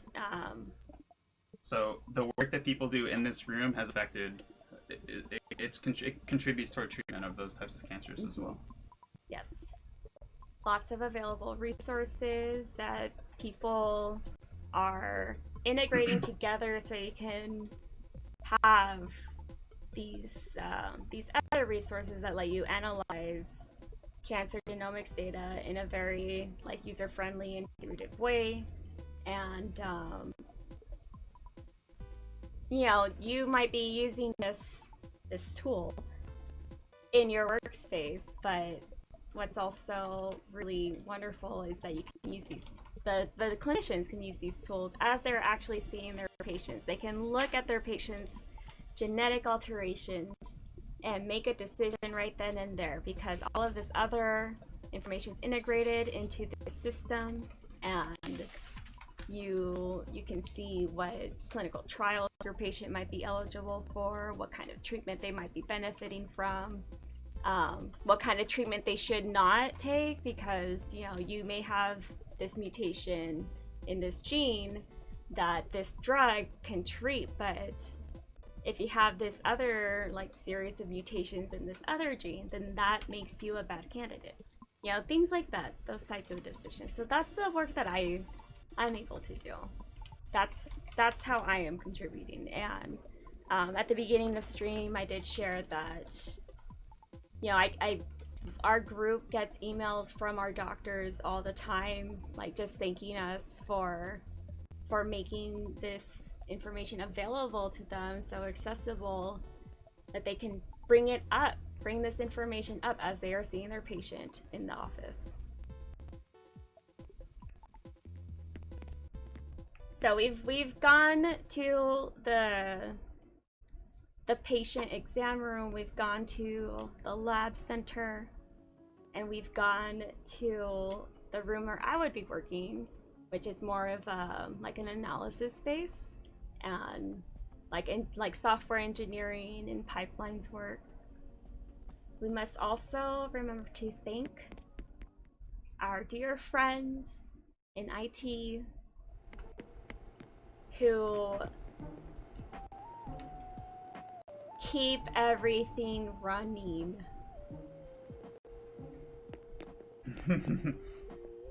This would be my computer right here. If I were in IT, mine would be the pink one.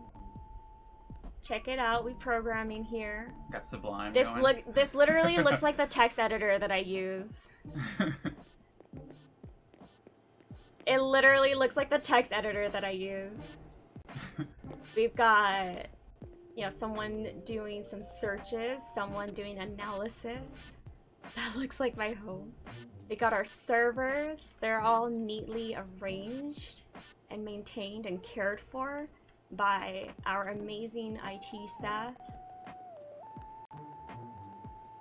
We got a question too whenever you want to take it. Okay, so Toboy asks, would technically a medicine that can return cells to their original state help against cancer, or would the crazy amount of mutations hinder such a process?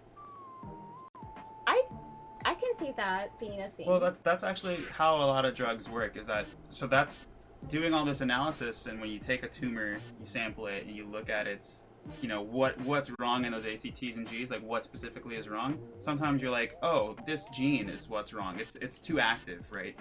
And maybe if you have a molecule that can, you know, hit that gene that's too active and make it, that protein that's too active and make it be less active, return it back to its original sort of levels of activity. So let's say like a protein's going, it goes really super hard nonstop, and that makes the cells go overdrive, replicating too fast. If you can make that one protein just calm down, that sometimes helps. And that's what some drugs are trying to do, what some treatments are aiming to do. Yeah. So that's exactly kind of what, that's part of like that's part of the equation for a treatment. It's like one part is that maybe we can turn down this one part that's, you know, ramped up too high. But what also can happen is, because like you said, there's these crazy rates of mutations, is that sometimes they find other ways around that treatment, which is why sometimes you hear like, oh, someone, they went on this treatment and they got better, and then all of a sudden, like 6 months to a year later, it got worse again. And that's what's happening, is because the cancer is rapidly mutating, right? So maybe you fixed this one part of the circuit, you turned it down, but something else got ramped up because of, you know, they found another way, basically. So it's because it's basically a disease of evolution, right? It's like the tumors are rapidly changing in order to try to get an advantage to grow, because they just want to grow as fast as they can. They want to suck up all your resources, all your nutrients, and that's basically what happens, right? Is that's why you get sick, is because you're putting all your energy is going to feeding these tumors instead of your body doing the things it needs to do, because the cells are basically trying to live for themselves, you know. So that being said, like, yes, you're right with what your mindset there is totally correct. Yeah. And in addition to just like, you know, having like single like drug treatments, what a lot of patients often have to do is use like multiple drugs in their treatments. And oh my goodness, Mike with the second raid, thank you. Yeah, the tumors are literally using, they're redirecting like resources and system functions like towards feeding themselves, towards their rapid growth. Like, you know, you can think of them as very selfish, is a simple way to put it. But you know what? There are also treatments that have been developed that will starve those tumors, you know. So like the cancer cells, what they often will do is they like rewire their... Let's beat cancer. Let's beat cancer. I tried. I failed, but I tried. That rewires their like internal processes. So like you know, these cycles that help develop like the energy, the ATP, the energy molecules that they use. And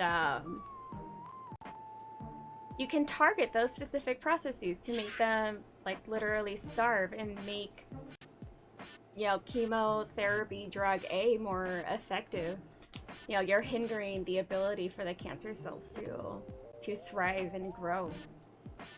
You know, so it's not always just like one drug. It can be a combination of drugs that target specific things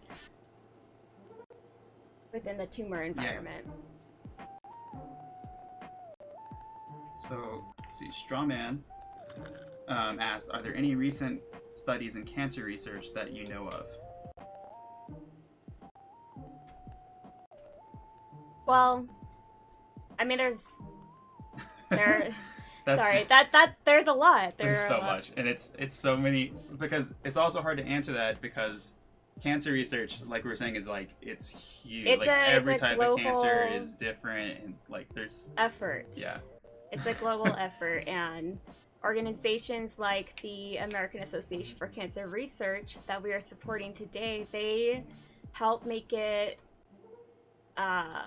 they help fund these projects that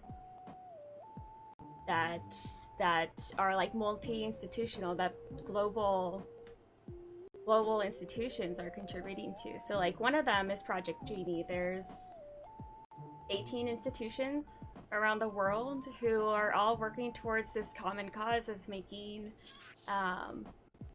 like easier to find clinical trials for patients, and basically just creating this like this source of knowledge to help all of us on this earth you know, improve cancer care, improve cancer treatments. So that being said, there are definitely like journals, like there are journals that people publish in, like really big high impact studies where we learn something like really big about cancer. Mm-hmm. And so there are things like that coming out like almost probably weekly or monthly, you know, or probably faster than that, but there are things coming out all the time. Like something even like in what I work in now. So I used to work with corn. I'm doing something a little different now, but even like on the floor that I work on, you know, there are people working on new types of like immunotherapies where you can re-engineer, like you take cells from a person, re-engineer them and put them back to fight cancer. And this is like new. This is totally a little bit different from this, but it's, you know, kind of like new research that's happening, and that stuff's being published. Like that lab published a few months ago, I think, and we're still working on things. So like it's a very, very active field. Like there are things changing all the time. So yeah. Yeah. Anyways, keep going. Sorry. No, you're fine. I enjoy your contribution. Oh, okay. So he asked, can I be more specific? Are there any potential cancer treatments that seem promising being tested? Yeah. So that's what I was talking about, immunotherapy treatments. That's something that I have exposure to and I work with. So we're working on, you know, yeah. So you basically take immune cells from your, so like a person comes in and they have a cancer. They'll take their healthy immune cells, and what we'll do is that we'll re-engineer them by changing the genome of those cells to express these things that we know are going to target cancer specifically, target cell, like the cancer cells specifically, and then you inject them back into the body. And then what will happen is that those cells are basically programmed to just seek and destroy cancer cells.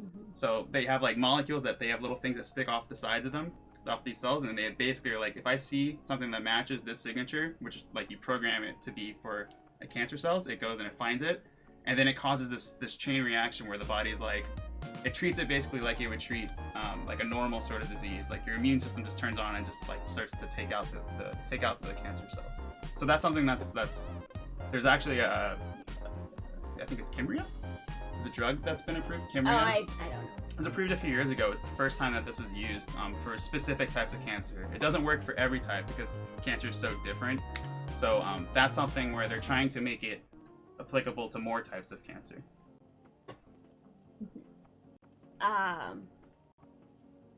So what work that I help enable is specifically precision cancer medicine.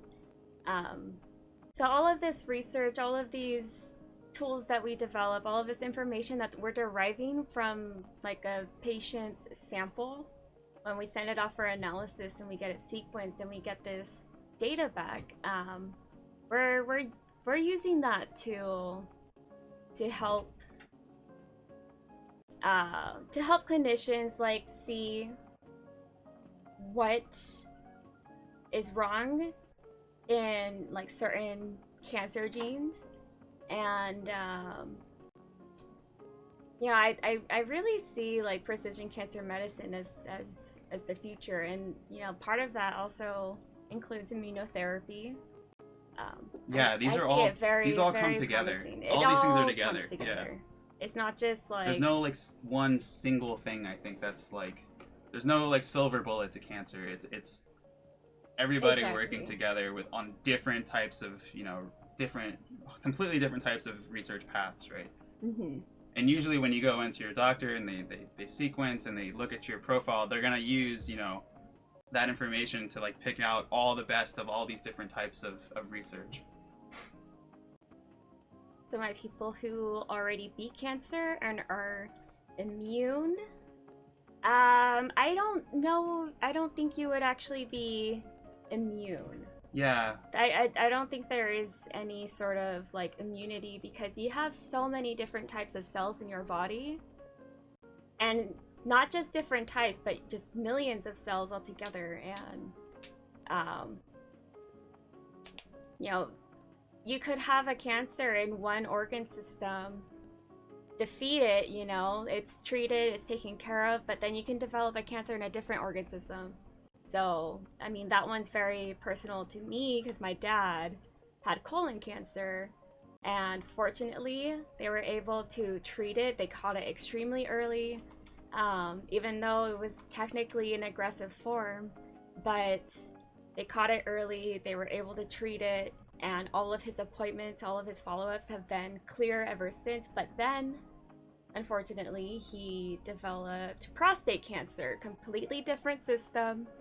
And fortunately, again, my dad was able to defeat that one. So, I'm really grateful for where we are currently with technology and with medicine, that, despite having 2 cancers, my dad was able to kick them to the curb, so to speak.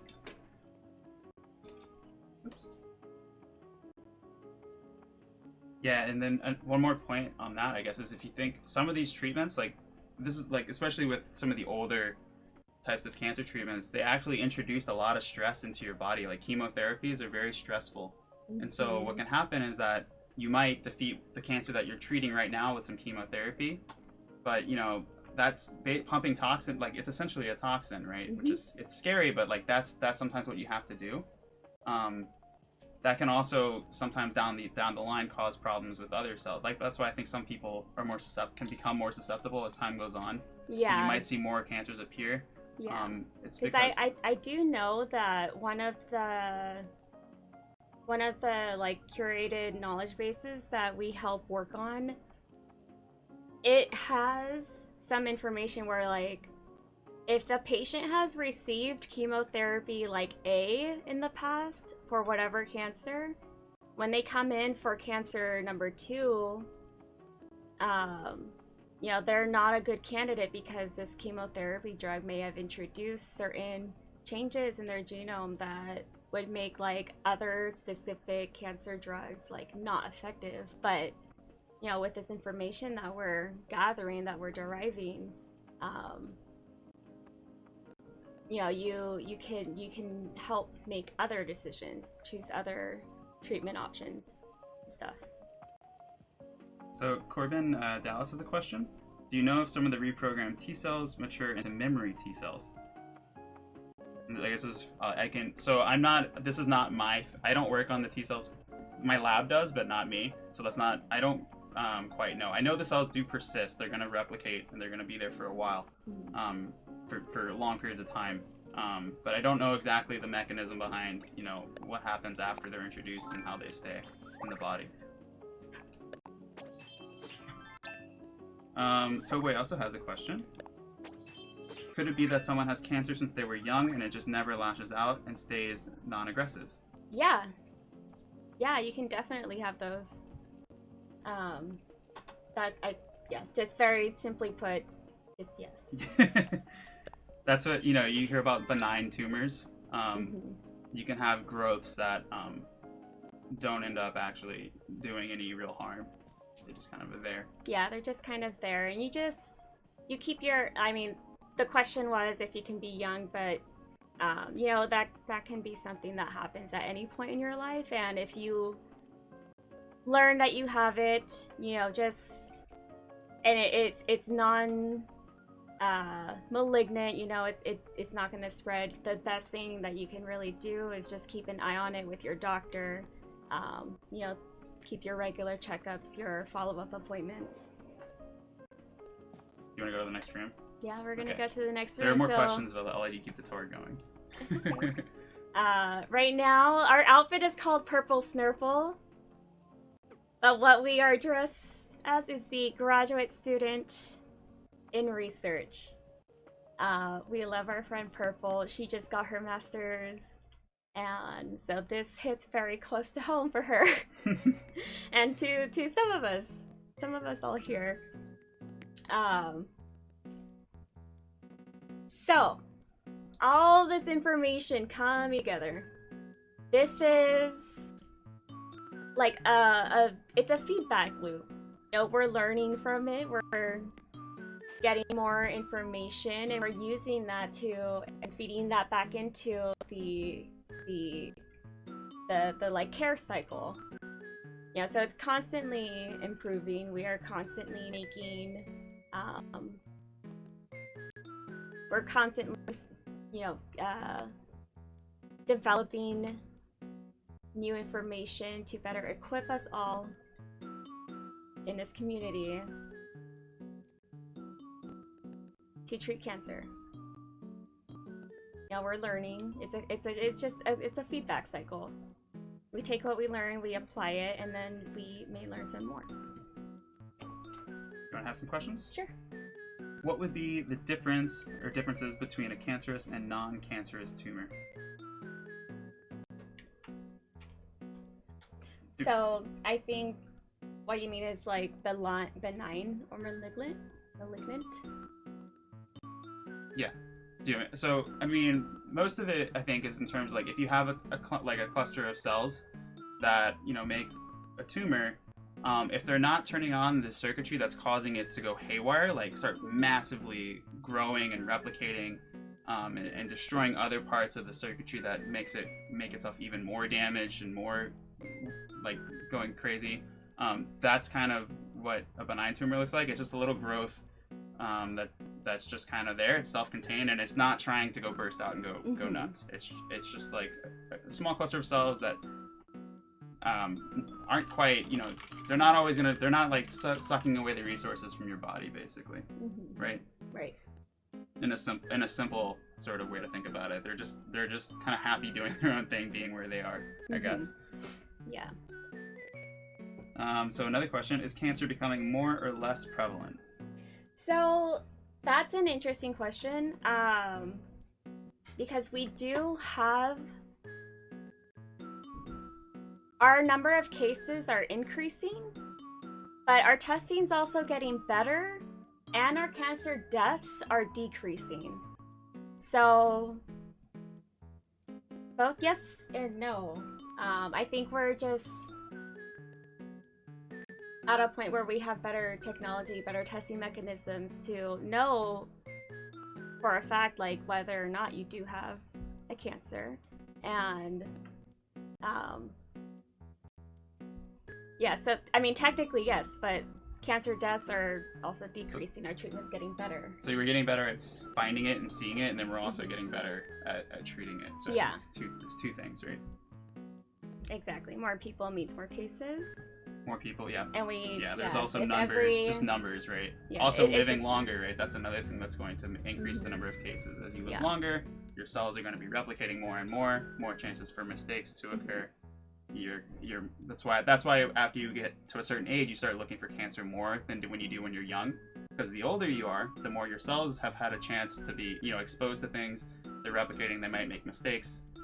You know, it's just kind of a roll of the dice. So that's why as you get older, you start checking more often just to make sure that nothing's gone wrong. Yes. Catching it early, if you have a cancer, is one of the best things that you can do for yourself. One more question here. So, Right, Corbin. so is the development of a new cancer within the body high after treatment for a previous cancer? From Sardine. It would it depends. It depends on the chemotherapy you might have received. It depends on the original form of cancer that you might have had. Because again, sometimes chemotherapy drugs can make changes, and however, in a different system of your body, can develop a cancer that's completely unrelated to the original one. So it depends. Something to think Depends, about, really. you know, a lot of times when you take any sort of treatment for anything is that you're introducing stress on your body, right? And as we kind of talked about earlier, there are a lot of new people here. You know, stress on your cells is what causes them to mess up. So if you think about, you know, your cells have to do a lot of things, and one of the things they have to do is recreate themselves, right? Replicate the genome. And if you're stressing out a cell with some sort of, you know, treatment that's potentially toxic, that they're trying to deal with that, and they're also trying to do the replication process, it makes it more likely for them to mess up, right? Mm-hmm.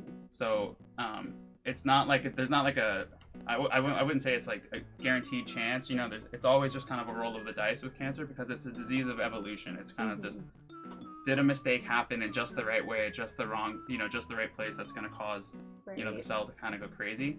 And there are things that make that more likely, and but it doesn't necessarily mean that like this is always going to happen if you take like a certain treatment. It's just like a game. It's like a game of chance of like rolling the dice. Right. Yeah.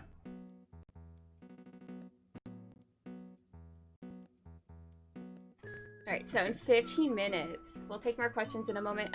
In 15 minutes, There's another question. in 15 minutes, we are going to have a giveaway for Mortal Kombat. It is for the Switch, so if you wanna be able to win, please make sure you have a Switch, and please keep in mind that it is rated M for mature. I do not want calls from your parents saying they are upset that you received a free copy of Mortal Kombat 11. This was donated generously by an anonymous donor to those of us who are streaming and working with Players versus Cancer.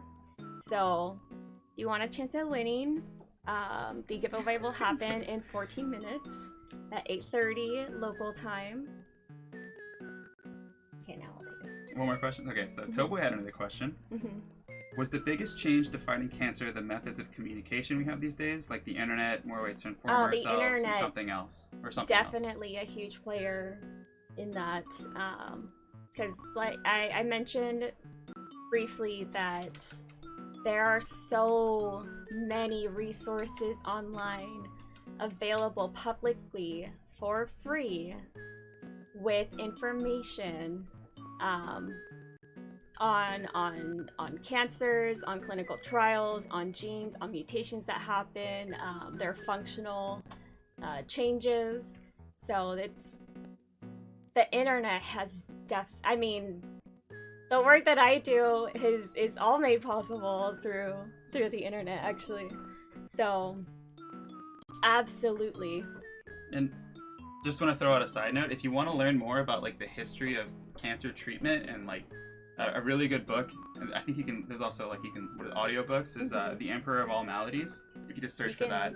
Well, you can type it in too. Oh yeah, I'll just type it. I'll type it in. But if you want to learn just like the history of how, you know, we like the medicine, how cancer has been dealt with, it's a really good book to just kind of learn about, because it's fascinating. Like what people used to do to treat cancer, it would seem barbaric by today's standard. It's pretty shocking, like what people used to do to try to fight cancer, and we've come like a very long way now. The way we do things now. And again, it's a feedback loop. We're constantly learning, getting better, and changing our treatment approaches, developing better drugs, developing more specific drugs that only target like cancer cells instead of like blanket attacking like anything in its way. Definitely.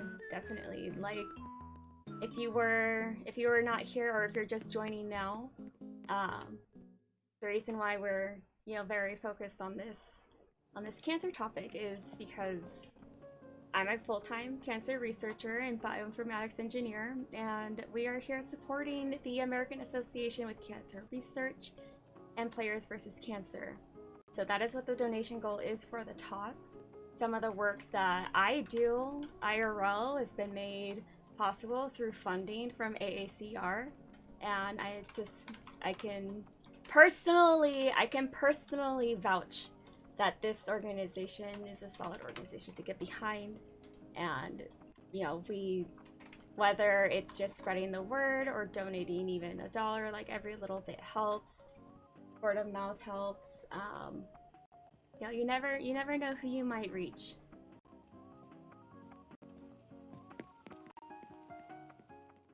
So as I mentioned, this is a feedback loop, and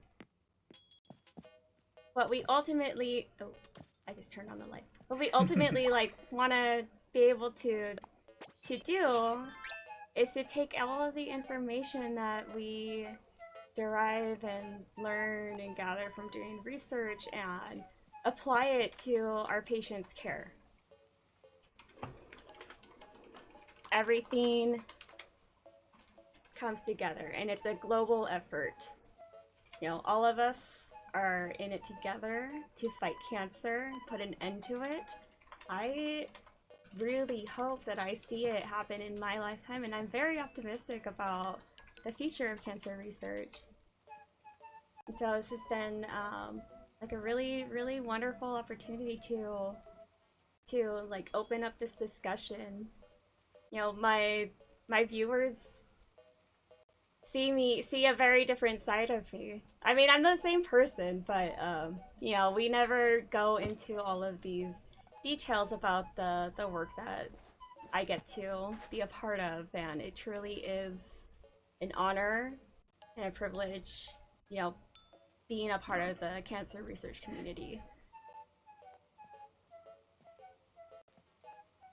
So Strawman has a question. Mm-hmm.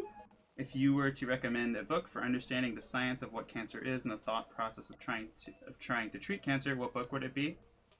So I think The Emperor of All Malady is a good book that's like a good starting point if you just want to learn. It goes through the history. It was, I forget when it was published. It was a few years back, so things have changed since then. But that'll get you up to what we used to do to what we're doing in a more modern time.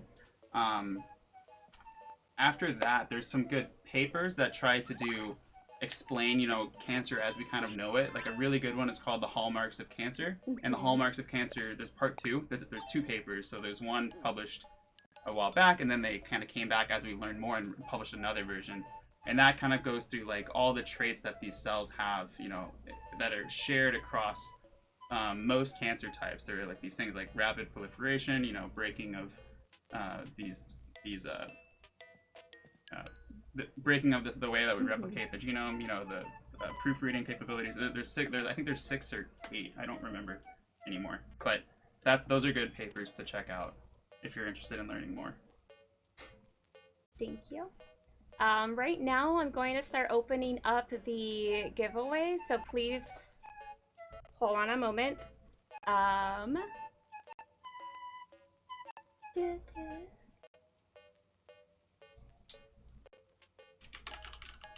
So we are going to be doing a giveaway in about 8 minutes for a switch code for Mortal Kombat 11.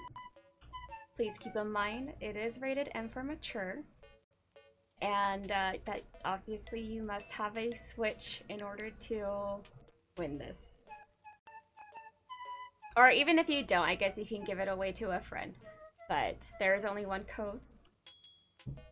And let me just make sure we open it up successfully.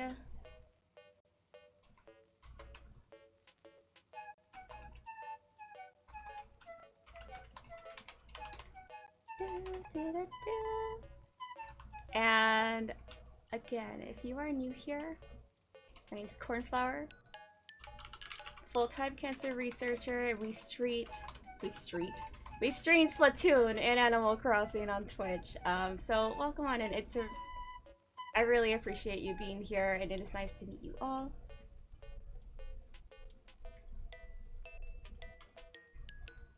We're getting this set up. Back to the giveaways.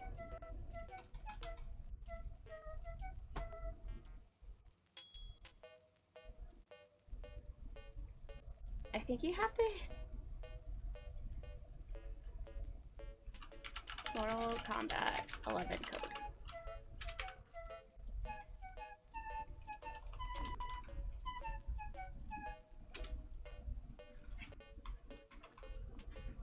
And now let me enable the giveaway.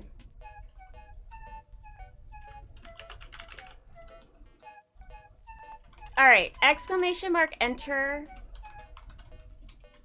will give you an entry into the raffle for the giveaway. All right, let me make sure that it is working as expected. Yes, okay, we have 2 entered so far. All right, so the giveaway is for Mortal Kombat 11. It is for the Switch only. Please keep that in mind. And it is rated M for mature. I do not want any calls from anyone's parents that they are upset that you received a free copy of the game, generously donated by an anonymous donor. And the giveaway will be happening in 5 whole minutes.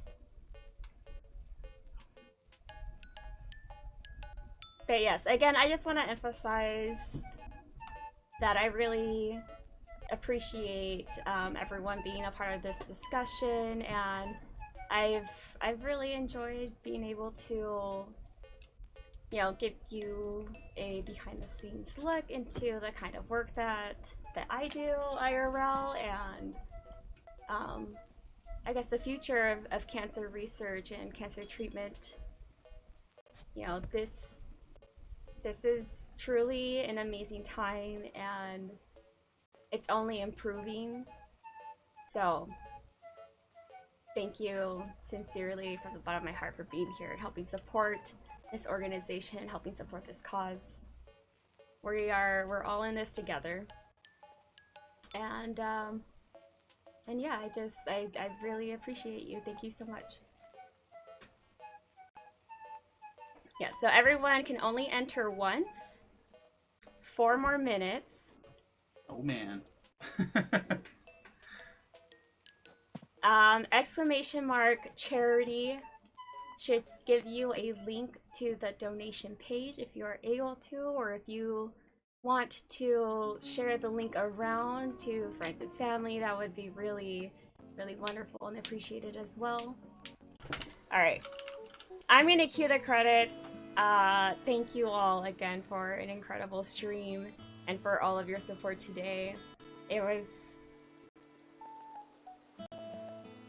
I am honored to have been invited to contribute towards this multi-day charity stream event, and